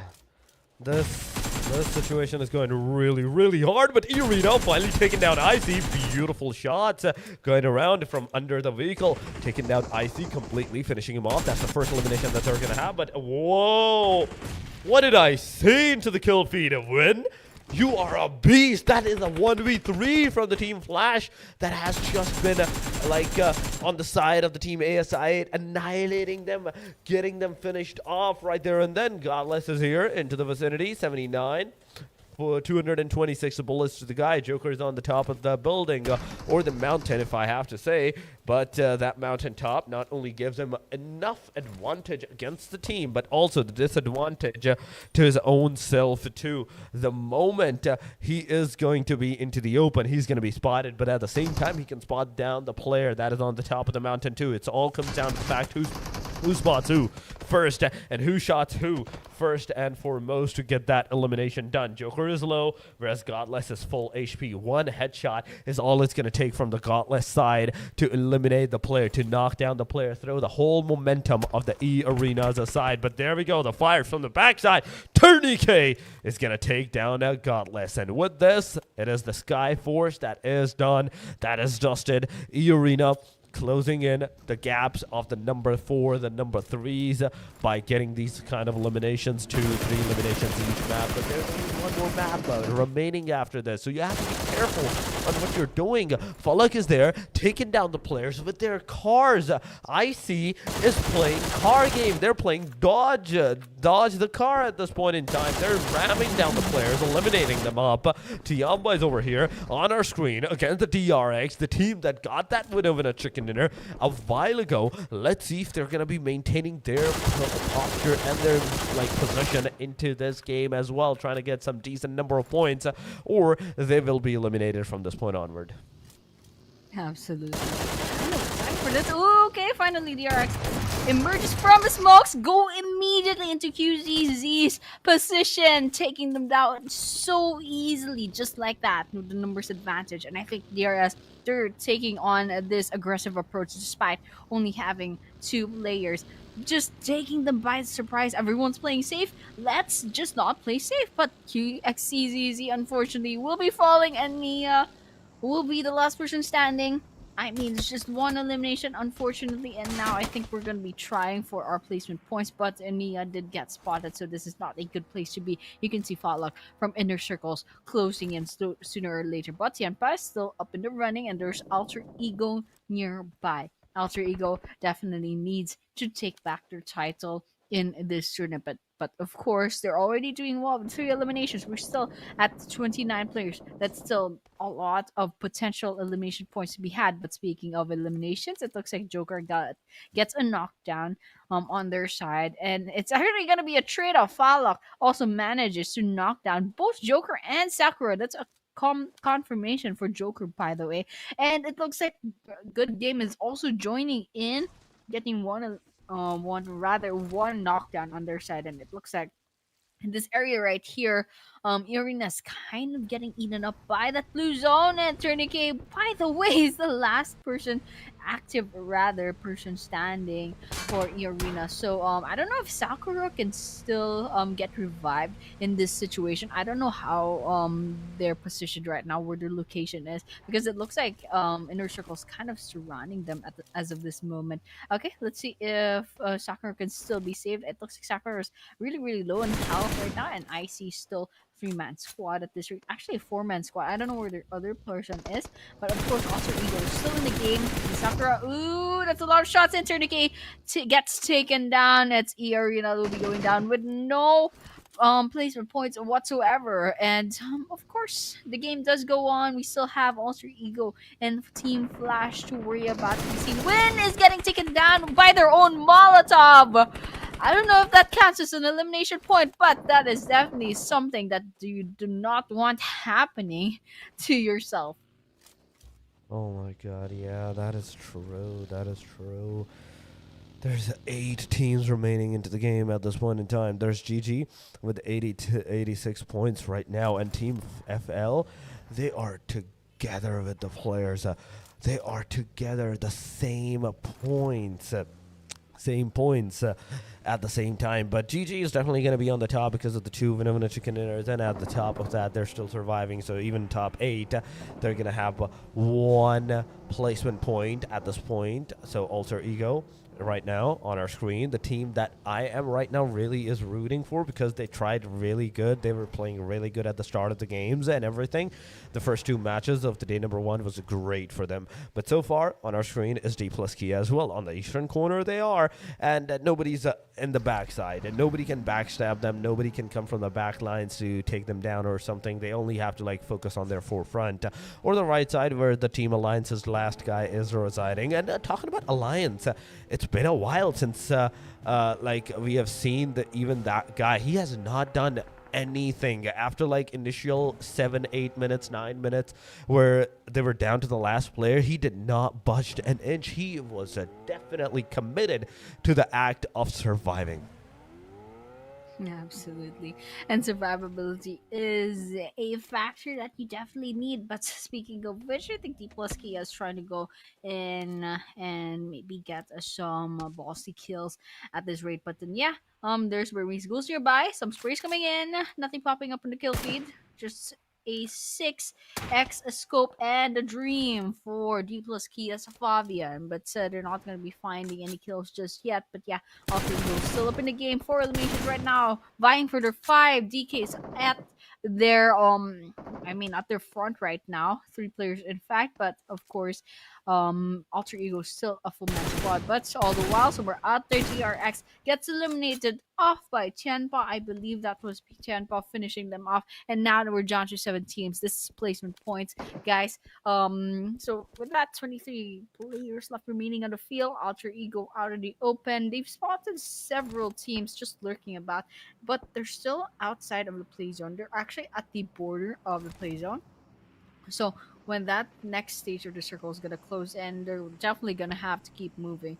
But then, yeah, everyone else kind of just settling in. Not much happening. I mean, perhaps there's some bullets being exchanged, but not really any knockdowns or anything like that. So with that, DPLUS Kia attempts on BURMESE GHOULS once again. Nothing much happening. Not much happening into fruition.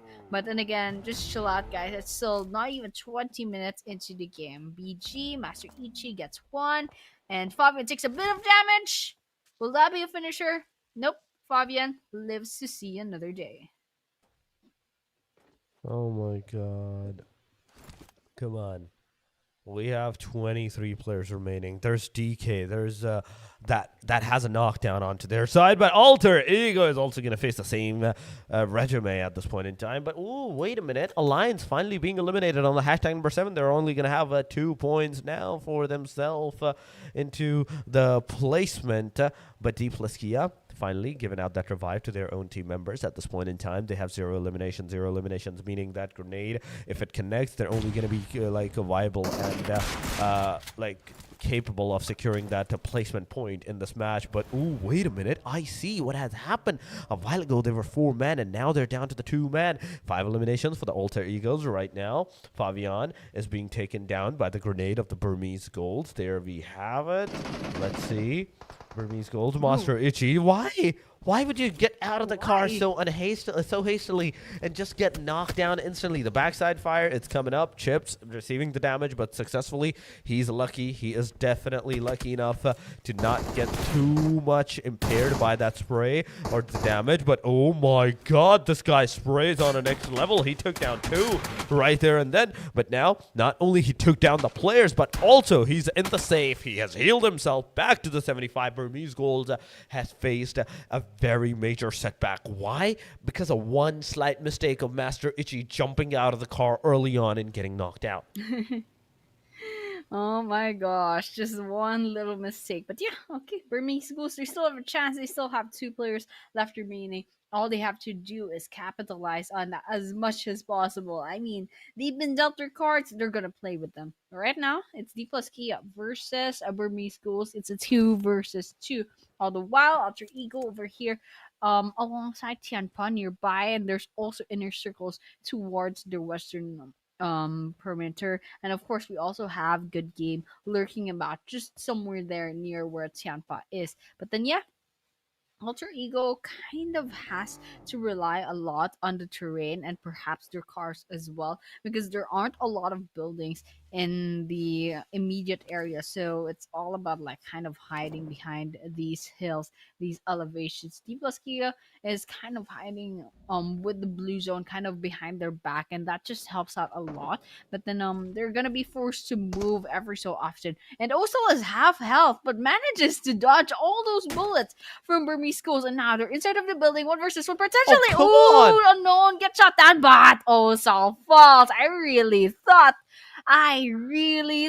DPLUS Kia's also had it, but Burmese GHOULS turns the times around, spots another player from my DK. Chips God. is trying to go in, really low on health. O2 jumps out of the building, goes on the aggressive. Chips is just a couple of HP left before this guy is gonna get taken down, and they're gonna be healing up before that happens. And quickly, very quickly, O2 is gonna be going ahead and give that a revive. Couple of seconds left to go. Nice, Chips Molly. has a Molotov on their hand mode, switches back to a gun. Okay, so it's back to a 2 versus 1, perhaps. I don't know where the other person. Actually, DK is just the last person standing, and Chips just There we going on go. the aggressive, but unfortunately, it's not gonna work out for this guy. And DK is gonna be saying goodbye. Burmese GHOULS gets a couple of eliminations on their side, but right here, AE versus TIANBA. Let's see how this ends up. Oh, we do have to see how it's going to end up now as we're down to the top 5, ladies and gentlemen. This is the top 5. Regiment in around 23 minutes have passed. GG's there with the 1 player being knocked out. TIANBA Aching is really Aching right now with that Molotov. He's literally on fire, but he's finally going to spot down Alva. Alva barely managed to survive from that spray. Oh my god. You were falling a little bit short, man. A little bit short. But the grenade is finally going to take care of Alva. And Alva, when knocked down, Aching is finally going to receive the damage from the backline. Krypton has to move forward against Team IC, but the backline shots are coming around. Snape is down, and Krypton being eliminated by the hand of IC. It is the 3 eliminations, I do believe so, for the TIANBA and 1 for the Team IC. At this point in time, we're down to the top 4. TIANBA is there with 43 points. BG is there with 60 points, surviving with 2. IC surviving with the 2 as well, and GG with the 4. This marks a victory, I do believe so, for the team at GG. Once again, I do believe, I have a very strong feeling that GG is going to take that winner chicken dinner for themselves. There is the Team IC's the last player, 1 bullet of the shotgun. He needs to reload, and that's going to be his biggest mistake of not reloading the gun. Instantly been taken out by the Burmese GHOULS. IC out of the game, and Burmese securing a top 3 position into this match for his team, meaning 5 placement point are definitely going to be for Burmese, even if they get eliminated right here and now. 14 points are for these guys. Unknown alongside of O2 together, TIANBA on the other side, 2 man remaining as well, and GG with the full 4 squad. This kind of reminds me of the Erangel, where it was the same similar situation as well. One team had a full squad, the other team had like a duo, and that duo finally actually managed to like make up the fight of I do believe so, a 1v2 or a 1v3 at that point in time.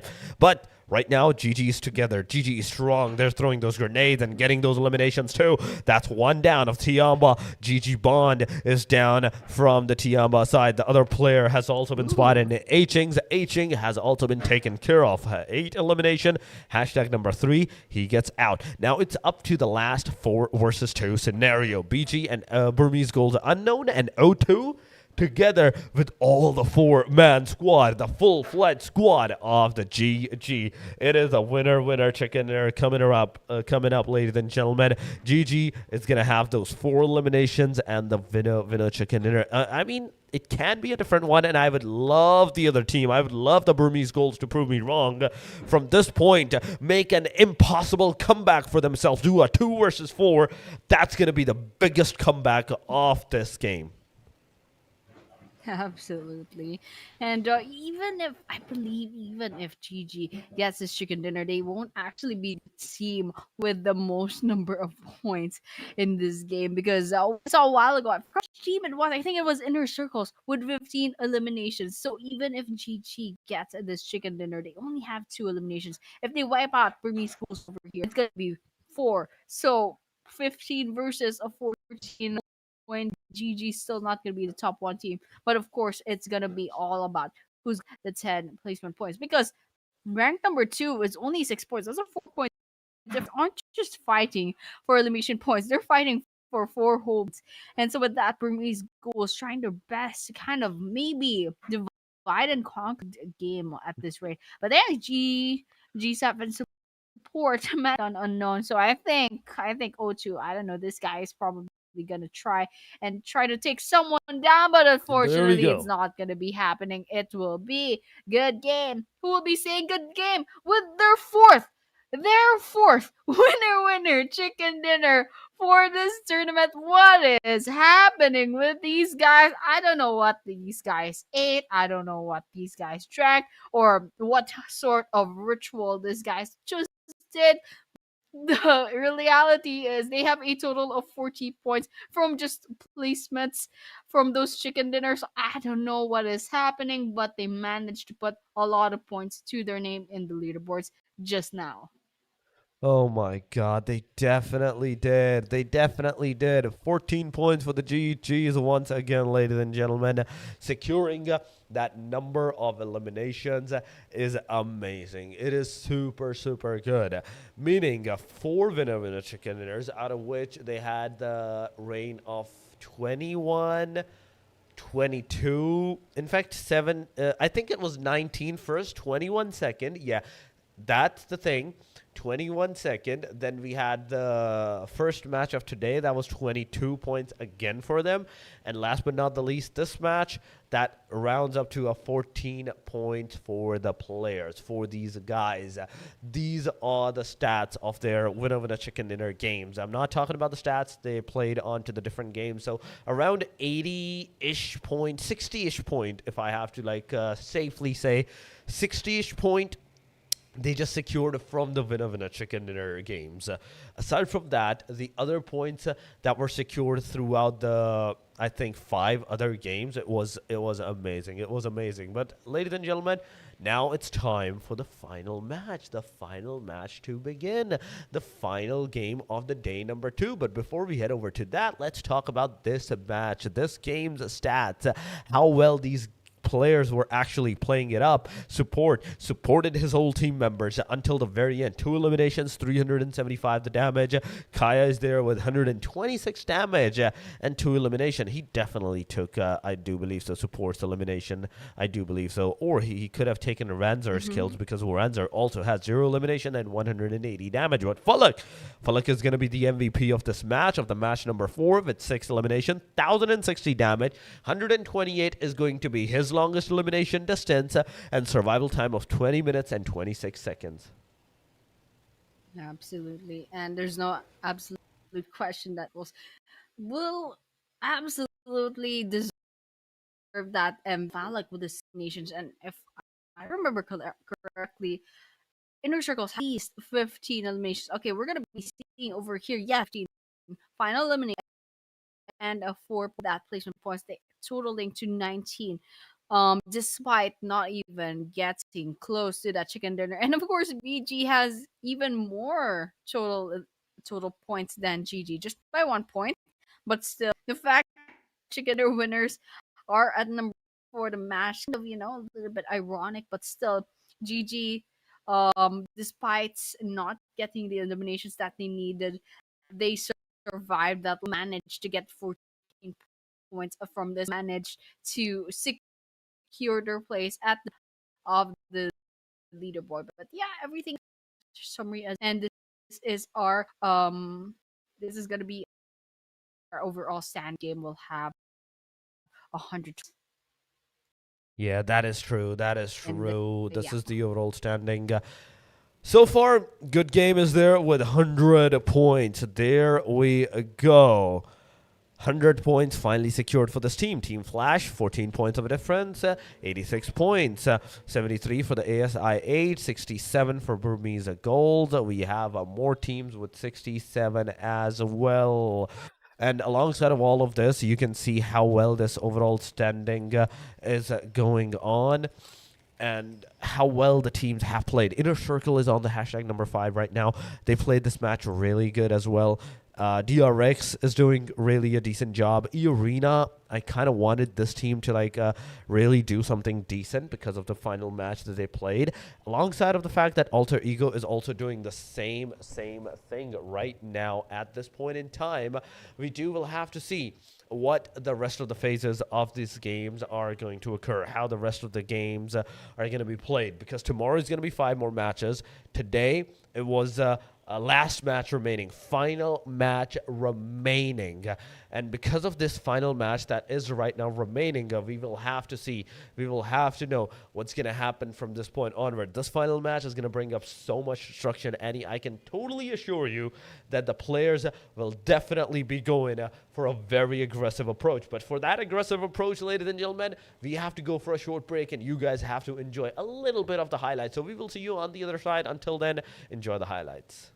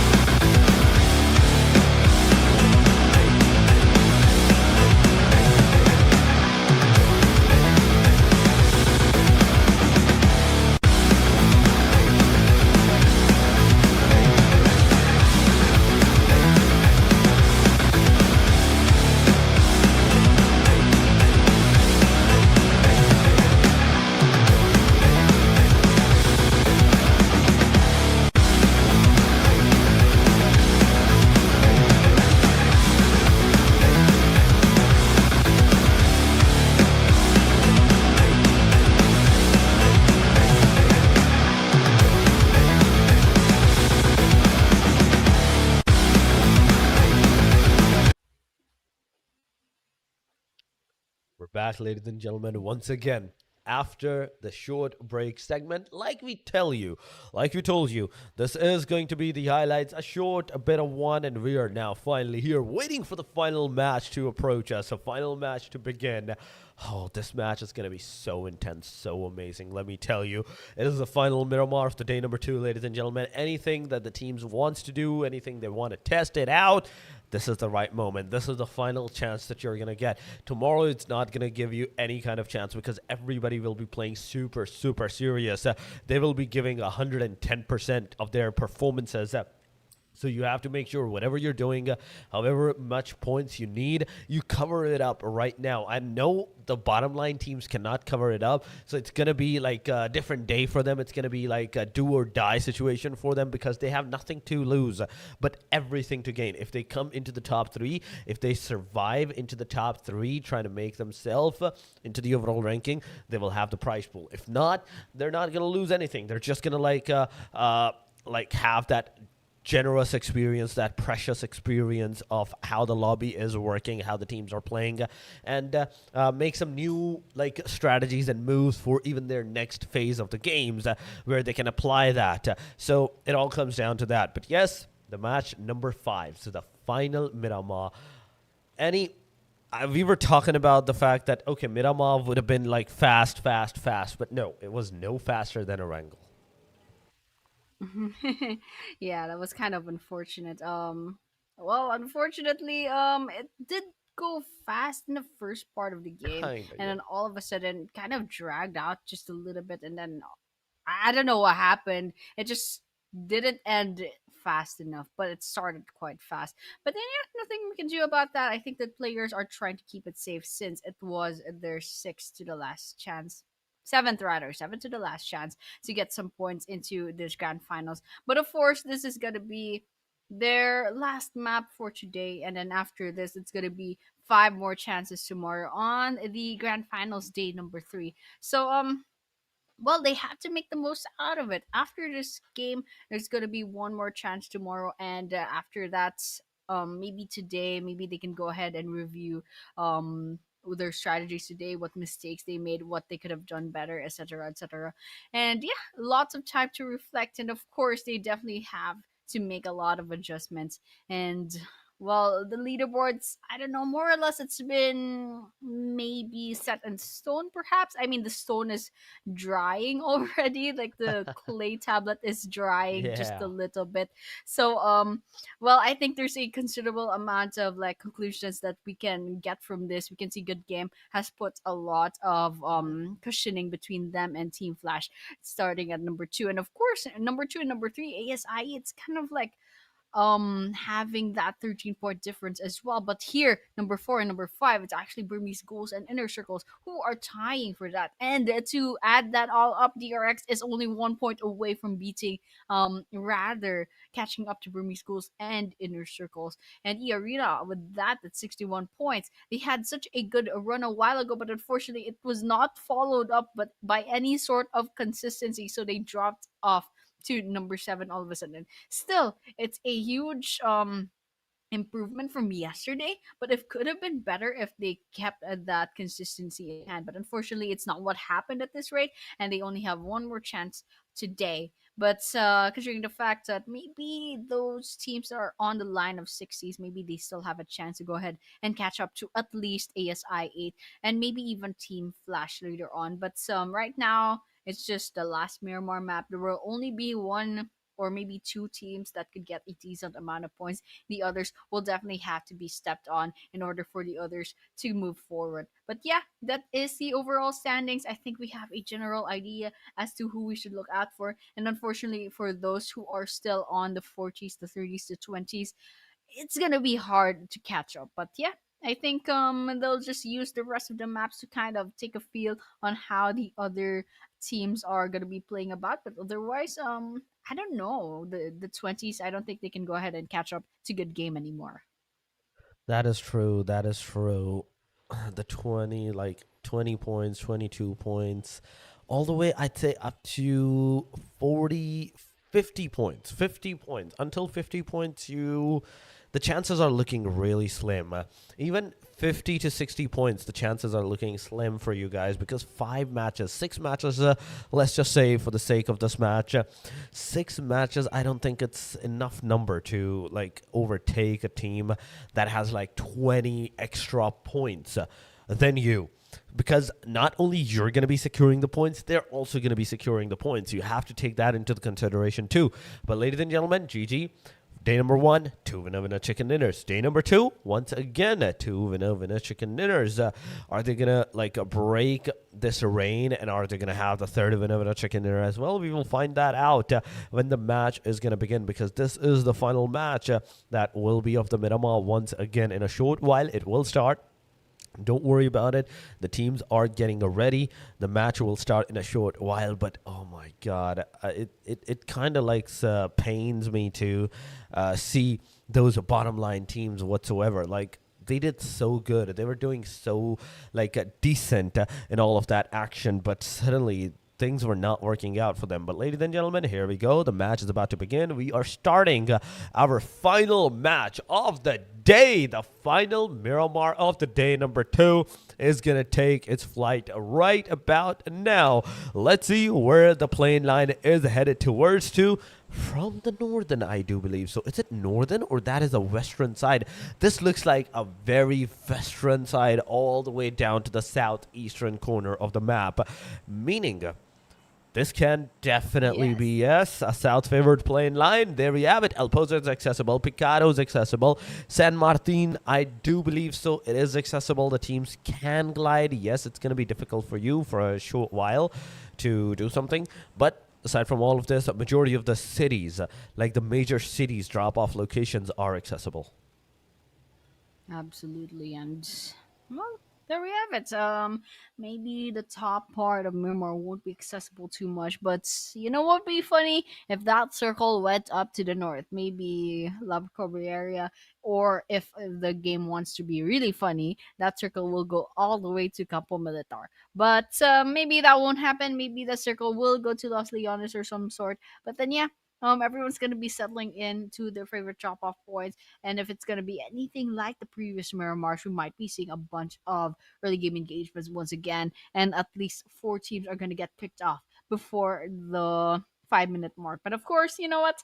Maybe I jinxed it too. Maybe it's not gonna happen. Maybe we're gonna have a 35-minute Miramar game. But of course, we're gonna be seeing a couple of early knocks, and that is a knife kill. What is happening? WEIBO Gaming. They're another team that I worry about a lot. These guys, I don't know what's happening. They get picked off so early on. But then, yeah, we saw where the circle is going to be, somewhere in the eastern part of the map. But right here, we're going to be watching Alpha Gaming going up against Alter Ego. Right now, Refus has gotten picked off from Alpha Gaming. And AE, they're going to be coming in. Ooh, someone already has a grenade. Krypton's already cooking up a grenade. Managed to find one somewhere on the road. And they're going to be storming in. Okay, hide behind the wall just in time, but it's gonna be a 3 versus 1. That was a wipeout. WEIBO Gaming, all the while somewhere out there, got wiped out. And of course, here Alpha Gaming versus Alter Ego is also happening simultaneously. We're seeing, Top is also gonna get picked off. This was a divide and conquer kind of thing. And Alter Ego's really winning this over here. For HORAA Esports, it looks like they're going to be taking down one person from Alliance. But all the while, we're seeing AE versus EPG also getting those pickoffs with the domination of AE mostly. And TS also finds a THUNDERTALK somewhere out there. And of course, Alliance. And with HORAA Esports, TP HORAA hanging onto the thread, I think they're not going to be lasting very long. CP HORAA is going to be falling. I think that's going to be one pick off on the side of HORAA, but over here it's also SKYFORCE having a problem seeing EARENA and BURMESE GHOULS once again going up against each other. These guys drop off on the same area no matter what. I don't know what's happening, and it always ends the same way, in absolute bloodbath 5 minutes into the game. And so we'll be watching out for that. BURMESE GHOULS versus EARENA versus SKYFORCE in the Hacienda de Patron. Huh? I saw a pan from Neko Dive.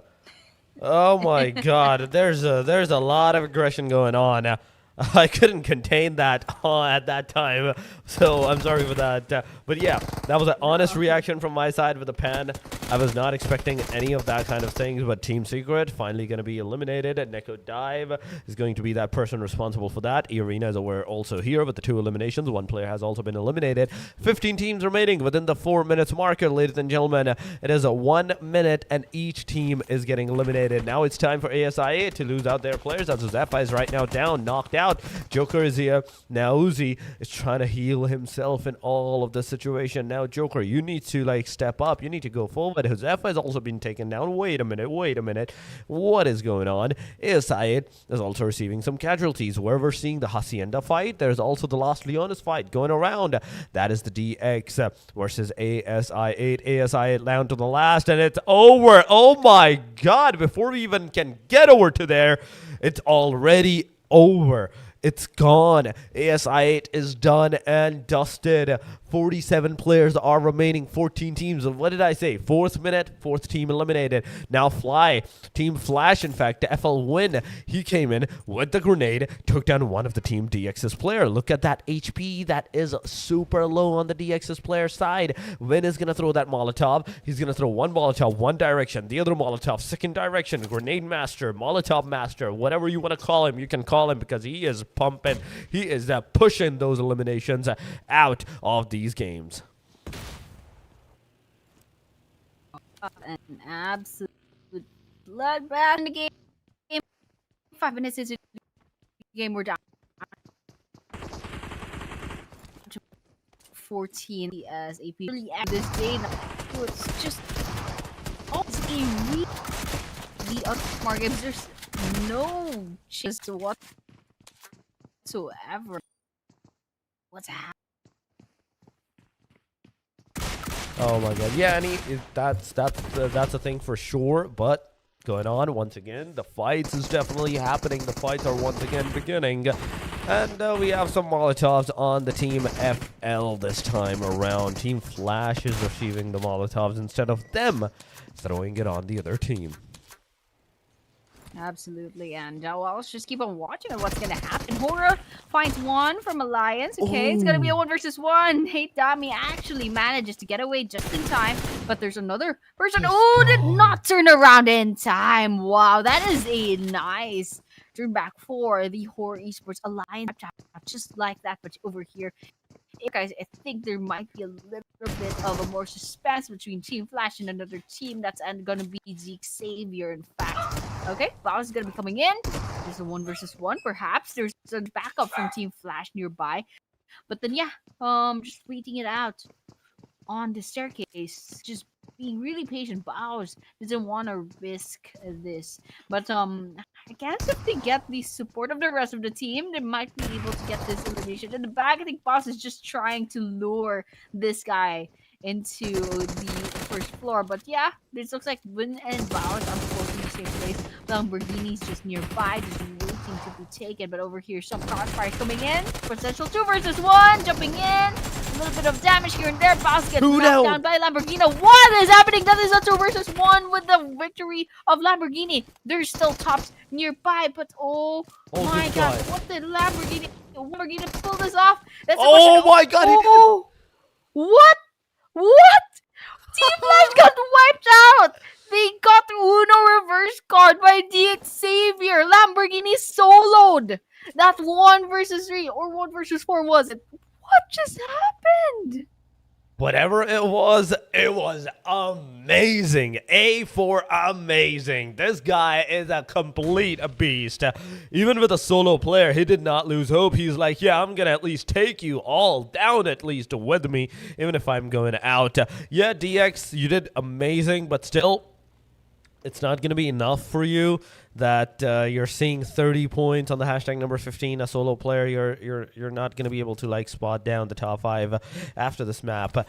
If you get the winner chicken dinner, if you could have had the winner chicken dinner, things could have been different. But now, as a solo player, I don't believe the winner chicken dinner is going to be viable or hopeful for the players. And they're also going to be saying the same thing that, yeah, do not focus on the winner chicken dinner. Try to focus on the survival and survive for as long as maybe number 3, number 2 placement. But 8 minutes passed. meaning we have 6 teams eliminated. From 18, we're down to 12. TIANBA is another team that is close into the proximity of HORAA Esports. Haitadami. He's moving away. He's going away. TIANBA QCC, finally his shots made some connection. Not enough for the players to like face a heavy casualty, heavy artillery. No. That's not the case. It's just a small amount of damage that's happening on the other side if you're looking at the map. And the circle shift. Circle has gone somewhat the veteran, but at the same time, I just kind of stopped in my track by like talking like Hacienda del Patron still has 3 teams, SKYFORCE, EARENA, and there's another name on the top of the mountains on the very like southern side of the ranges. I think that is BURMESE GHOULS that's waiting for the opportunity as well. So wrong moves will only lead up to your demise at this point. You're a 3-man squad going around making wrong moves, making wrong assumptions. It's gonna hurt you so bad, even if not now, maybe in the later stages. Absolutely, and well, still lots of pressure here in the Patron. But speaking of pressure, TIANBA versus a THUNDERTALK. It looks like King will be falling, will be taken out.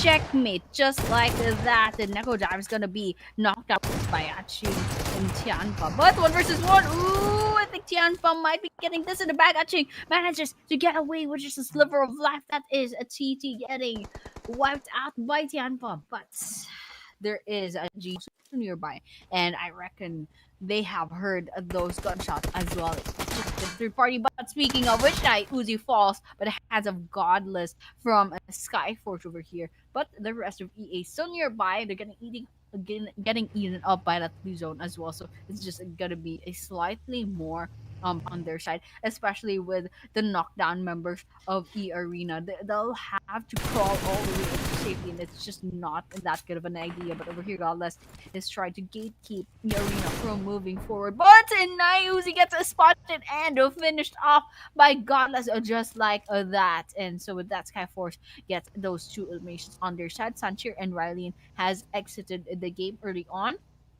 EARENA still nearby. It looks like they're kind of try to rotate into the area. Icy's also there. Possible 2 versus 1 is going to be happening. Godless will be rotating into the area to give a support to Icy. Not until they go ahead and loot the place up. Icy falls.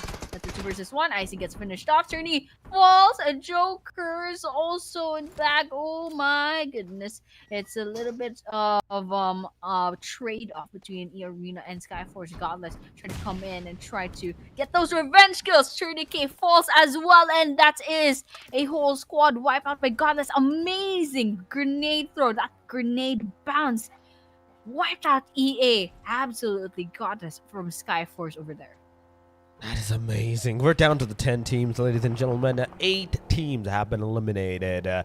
And the teams that are right now remaining is the Team GG. There's IC, there's BG, there's DRX, Alter Ego, DPLUS, Kia, TIANBA, and the solo players of DX, SF, HORAA Esports. IC has a duo, and that's about it. The rest of the teams, like all the other ones, they're fully full-fledged squad. Xavier has been taken out by the Team BURMESE GHOULS. That's another elimination that they're going to have for themselves. Alter Ego on the other side. We're seeing them taking the fight against the Team DPLUS Kia. Fabian is down and dusted. The players are coming in for that rescue section, but rescue section is not going to happen as the player has initiated the fight, finished off the fight, left the premises. Rosemary's location is revealed. The spray may continue. The spray may go out, but it's not going to go. It's not going to go towards the players. It's reaching somewhat close to the vicinity, but how are the damages going over towards the player side? Krypton finally coming in. Chips is down. On the other side, we have Ozal in the area.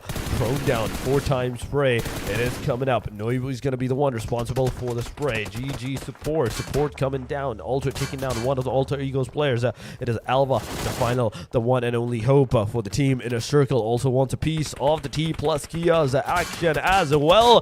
They want some elimination, and that they are going to get 5 elimination. Alter Ego had 6 elimination. Now IC is going to have for themselves. But DPLUS Kia, they want to take a look at the team IC too. The sprays are going around, but it's not reaching the player to the critical point where he is going to get knocked out. There is one spray stopping, the other one starting once again. It is 2 versus 2 scenario. IC, you have to be very careful because team DPLUS Kia, right now, they're on the hashtag number 9. They have 54 points. Yes, you have considerably, amazingly, so many more, like 20 points of a difference, almost 20 points, 19 points of a difference if I have to be precise.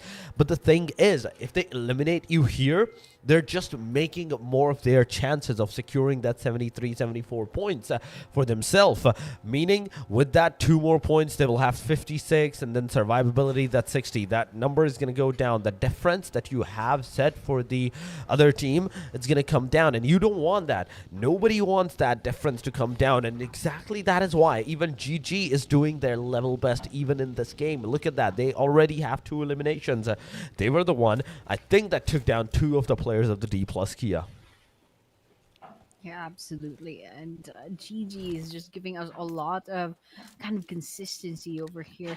And despite not having like the glorious 20 points whatsoever, they still have 4 winner chicken dinners, and that's enough to kind of keep their place in the number 1. And they're just hoping that they don't get overtaken by Team Flash or anything like that. But Team Flash hasn't gotten flashy all too much, not as much as GG. And the fact is, Team Flash and ASI have already been picked off, so GG can rest just a little bit more. But I know that they want to get as much points as possible. And speaking of points, DPLUS Kia gets a follow into the ground and is just waiting for a confirmation for that elimination. Also, is going to be getting into the area, trying to draw out anyone else from inner circles potentially.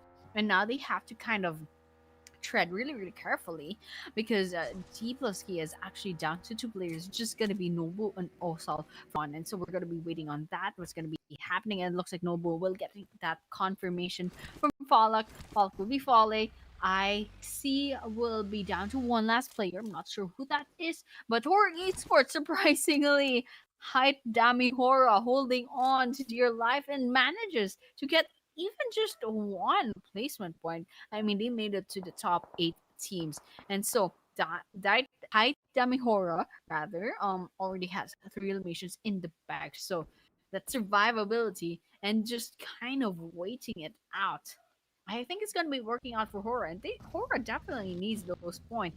But over here, we are watching out for GRX as well. Still fresh off the plane, 0 eliminations, all their health intact. Perhaps just trying to secure some just before really putting into some perhaps aggression, but they definitely have to start really soon. There's only 21 players left, not a lot of eliminations waiting for these guys. But all the while, speaking of eliminations, ERX finds Kaya from Good Game. That's just a knockdown, but the question is now, will they be revived or will they be finished off? But speaking of finished off, Godless managed to knock down and finish off O2 from Burmese Ghouls. Oh my god, some more eliminations are coming up. DRX, so far, 4 man remaining in the circle. The best part about this whole resume is that they are in the circle right now. They are not like over pushing or doing anything weirdly thing. They are just chilling in the circle. They're waiting for the other team to like come into the place. And because of the circle they have for themselves, I do believe there's a very big possibility that they might be able to secure the win of a chicken dinner, because so far I'm seeing majority of the teams, they're staying at the corners. They're staying at the corners of the circle. They are the only team that is somewhat in the centralized position and away from the fight areas. So they're going to let the other teams fight. Maybe they're going to secure the win of a chicken dinner. But DK, Noibu, so far, the solo guy remaining, he is moving towards the team IC's location. But DRX, look at this. Finally, Nia spraying down the players, trying to take down the cars at the very least if they're not able to secure down the players. So that's what's going on. But Team ICs, they're going to throw the grenades. Nobody's going to receive that connection. Okay, there we go. Nobody's going to receive that connection. Once again, WEIBO is cooking that grenade, throwing it away, but he's getting some shots from the further back side. TIANBA, I think, is the one responsible for those shots coming around. WEIBO, you have to get out of here. You have to get out of here. Take his car, take his UAZ, and just leave. I beg you, at this point, do not engage in the fight. You need those survival points more than the elimination points. You're at the hashtag number 9. The potential is there for tomorrow's matches for you to secure more and more points. But there we go. He finally manages to eliminate the player. 7 elimination. IC had it before getting eliminated on the hashtag number 7 already. 18 minutes in. We're in the top 6. Oh my gosh, finally! We're in 18 minutes in and only 6 teams left. And what, 2 of those teams, in fact, are just solo men holding on to dear life all alone in the field of Miramar. So practically, this is like 4 teams kind of, with 2 teams just lurking about. But over here, it looks like Master Ichi spots the last person from HORAA. GG7 support finds a 1 knockdown on their side. The QZZ from GHOULS takes a little bit of damage from HORAA. HORAA is going on the aggressive. High damage. Trying to get some damage in. Running away. No consequences whatsoever. They know that they're picked off sooner or later. Might as well take someone down with you. But they're taking a bit of damage from Master Ichi, from BURMESE schools, from somewhere out there. Manages to get away in time because we can see nothing's popping out in the kill feed. This guy is still alive. Ooh, that jump. And it did not work out for them. DK's Nobu falls into their death, quite literally picking them off, getting their whole squad eliminated off as the number 6. Okay, guys, we're down to number 5 teams, or rather, in 19, almost 20 minutes into the game. And still, GG is still up in the running, still with 102 points, still pending placement points later on, and possible elimination points as well. Haitami HORAA manages to get 3 eliminations for their team and possibly placement points later on as well. TIANBA still up in the running with 3 eliminations. GG with 2. DRX is still a full man team as well as TIANBA. So they'll be going up against GG. Full squads versus full squads versus full squads. Of course, BURMESE schools with their 3-man team can still potentially get the chicken dinner. It's definitely possible. But maybe GG, they're mostly going on the defensive or like taking less a risky route these past couple of maps. So maybe, I don't know if they'll try to vie for the chicken dinner, but definitely we won't be seeing a lot of aggression, a lot of attempts on elimination points yet. But then maybe TIANBA, maybe DRX, there's a chance that these guys might be going for the chicken dinner, trying to eliminate, like actively seeking out other teams. But right now, we're not really seeing much movement from any other team. TIANBA attempt to get some sprays on. Ooh, Nang X takes a lot of damage from QZZ over there. Doesn't manage to get to finish the job, however. So we're kind of just waiting that out. Let's see if they'll make any progress soon. But right now, it's just TIANBA waiting it out. GG not making any moves. Just a couple of sprays. Not much progress. Let's make this interesting, Annie. Which team do you believe is going to have the winner chicken dinner this time around? Judging from these top 5s, HORAA, the chances are very slim. BG, the chances are there, but slim as well. So it all comes down to GG, DRX, and TIANBA. Choose which team do you think may have the potential to secure the winner chicken dinner of this final match? I think it's GG. Ooh. I mean, not I mean, a bad choice. this is my explanation. These guys are playing safe. They won't get a lot of points, but they will survive. Yeah, they're not too much focused on the winner chicken dinner, in my opinion, because the amount of eliminations they have, the amount of points they have, they're just chill. Even if they're not like doing anything, they're chill. What I believe at this point is either it's TIANBA or DRX, one of these two, and I can't point my finger on one, but as GG is close to TIANBA, I feel like it might be DRX that I'm leaning towards to, because even look at this, DRX, we have not seen them take any initiative in any of the fights, whereas GG or TIANBA, they are constantly taking the fight against each other and the Burmese GHOULS as well. So whatever is happening over here, there is a possibility that DRX can potentially do a backstab or a third party upon these players and maybe secure those elimination. But Kaya right now on our screen, he is here taking those initial like fragments. He's trying to take those fragments. The damages are going onto the, I'd say, Burmese GHOULS, but TIANBA is completely unscratched. TIANBA is completely into the safe side, but they don't have the idea, I do believe, so that wherever the good games Kaya is, the moment they're going to come out, they're going to try to get into their cars, whether it's like the cars that is completely safe or about to blow up, they will face the consequences of that.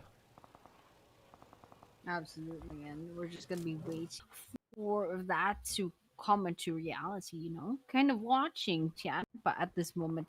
They're all like compounding into the same house, into the same structure. So one good throw of the grenade, perhaps we might be seeing a lot of damage coming. Oh, Oh, it looks like Kaya will be peeking out. That's a nice execution on that peek out. Manages to get away with all of their lives and manages to knock down GG Bond. Okay, we're going in for that grenade throw. Cooking it up. Let's see if it's gonna do any damage or someone else trying to hold that grenade. Ooh, nice one, nice shots. Absolutely crazy. Manages to dodge all of those shots. What is happening? TIANBA is getting bombarded right now. It looks like they'll be the subject of the attack of good game. It looks like they'll be trying to draw them out. Ooh, Kaya took a lot of damage from that grenade, but the important thing is they're alive. Nang X, a very interesting move over here, going straight into the fire, but they will be backed up by someone else, by support in fact. And of course, TIANBA is still trying to lick their wounds because they've been knocked down one after the other. Okay, one down from the side of GG is actually going to be support that gets wiped out. But speaking of wiped out, it's TIANBA though be losing it out down as the fourth team. Now we're down to 3 teams. It's going to be between BG, GG, and DRX. And once again, still, any of the teams can have this in the bag, although there's a slight numbers advantage coming in for DRX. Still, could be anyone's game. It looks like in terms of location, GG might have a slight disadvantage. They're not inside of the circle yet. It's BG that has the locations advantage. But the question is, will they be able to hold on to the control of their location, or can GG take that over, or perhaps even DRX? I mean, at this point in time, Burmese GHOULS at GG's DRX. The opportunity for the DRX is looking really good for the Winner Chicken Dinner. We are seeing Nia being spotted down. He's going to be out in the open. And GX, he's going to spray down. But no, wait a minute. Backstab. BG, Burmese GHOULS Unknown is here with that spray coming around. And GX hasn't been knocked, has been finished off. GG is down to the last 2 players from this point onward. The grenades are coming. Ranzer is low on that HP. He finally received a 1 splash damage of that grenade. Second one may just take his life. Big Papa, he's cooking that. Let him cook, and nobody's gonna get hurt by that grenade. The second one comes in. Another small splash damage happened around the players. He's coming up. SRLK not making connection. 1 player knocked down. Instantly he's down 2. And QXZZZ finishes him off.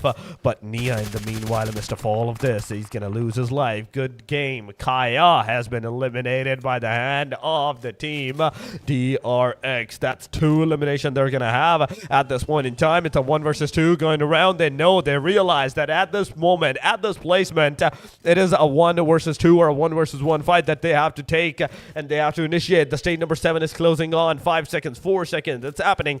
2 eliminations. Maybe it's 5 elimination winner of a chicken dinner. We might see if Unknown gets spotted, because because remember, Unknown was knocked out by one of the team good games, a player. So if he gets eliminated, that's not coming into the side of the DRX. So DRX will have to confirm that elimination that they do. Unknown has been eliminated. Godspeed and Master Ichi together, 75% HP, ready, rock, and loaded. They are in the circle. They have to wait for the DRX to move inside, in fact, and they can easily maybe take this opportunity to initiate the fight against them and maybe take them even down, because I see Groza in one of the hand of the team Burmese GHOULS.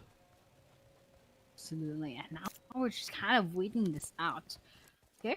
DRX kind of going right of this hill, and look at this. It looks like they're trying to like go training. This is like the training for the shooting for PUBG. They go into practice mode and then kind of just like zoom in, zoom out on the scopes. But then yeah, trying to scout out Burmese ghouls at this rate, and Master H is just hiding behind this air loot.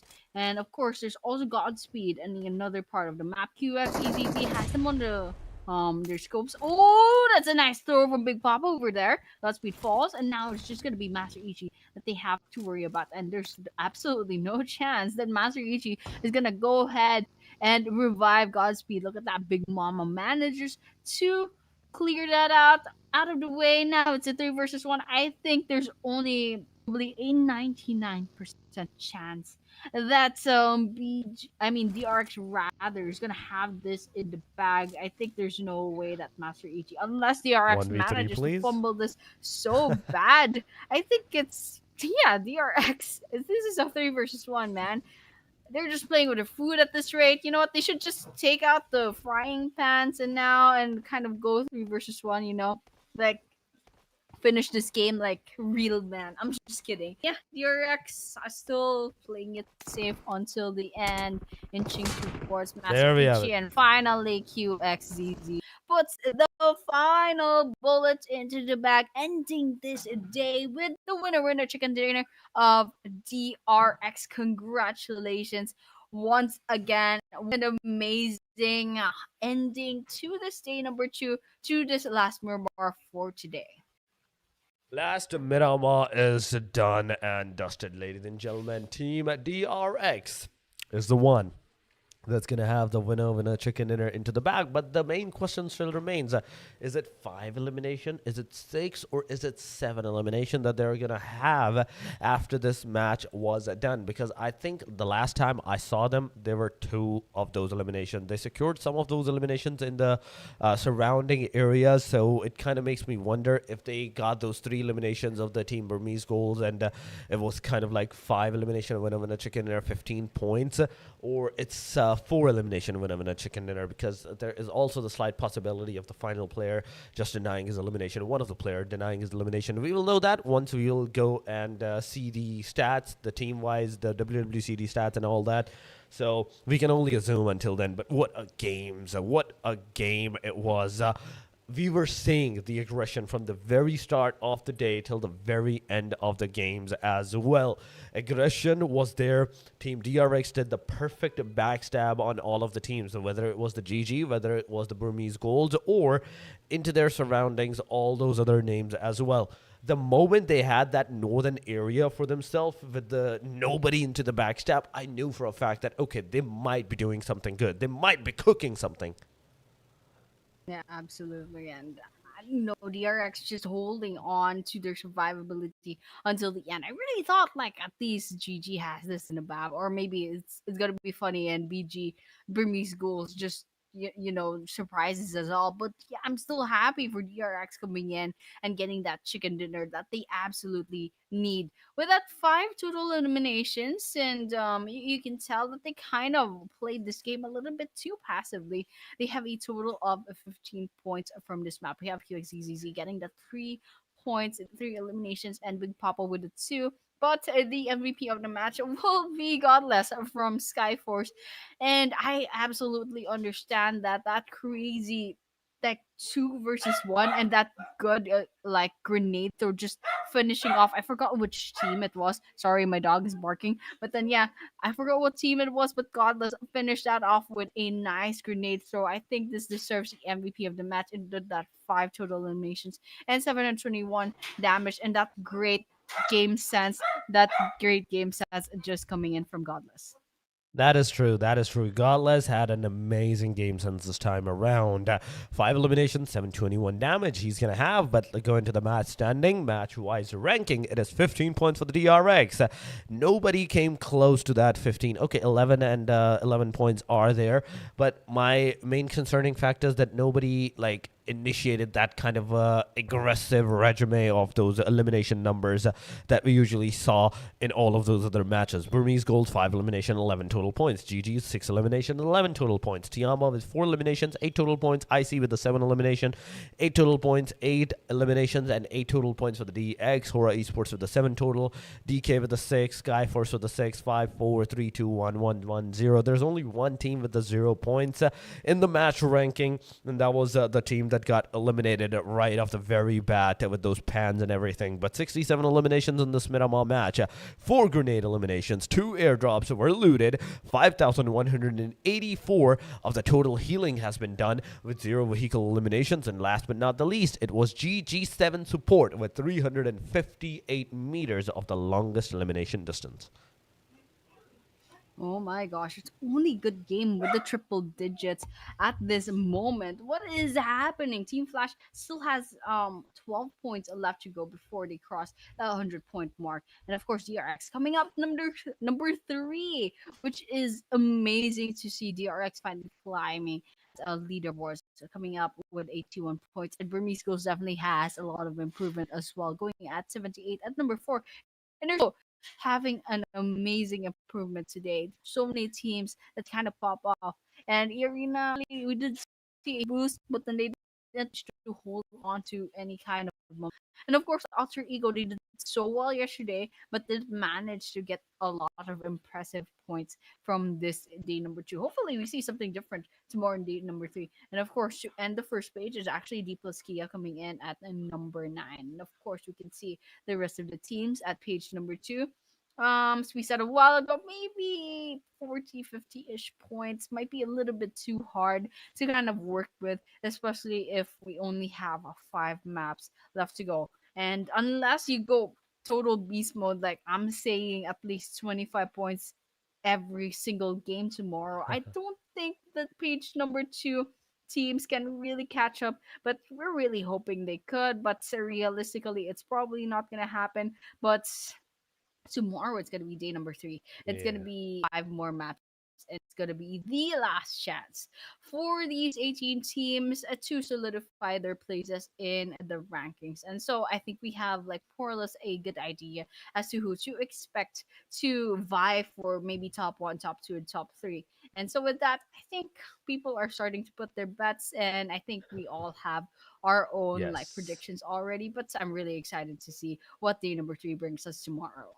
True, true. We will have to see what the day number 3 is going to bring us in all of this action, because the day number 3 is going to be the day of destruction, the day of a final like standings as well. After the 5 more matches, ladies and gentlemen, we will have our champions of the PMTG Pro Nepal Season 3. But for that to happen, we have to come back tomorrow. And for that to happen, we actually have to go and say our goodbyes for now. This was Torix. Alongside with me was Annie for the 5 matches again. Thank you so much, Annie. And thank you so much, each and every single one of you, for joining us onto the stream. We will see you tomorrow. Same time, same place, and the same kind of action. So tune in. Make sure you're subscribed. And we will see you once again tomorrow.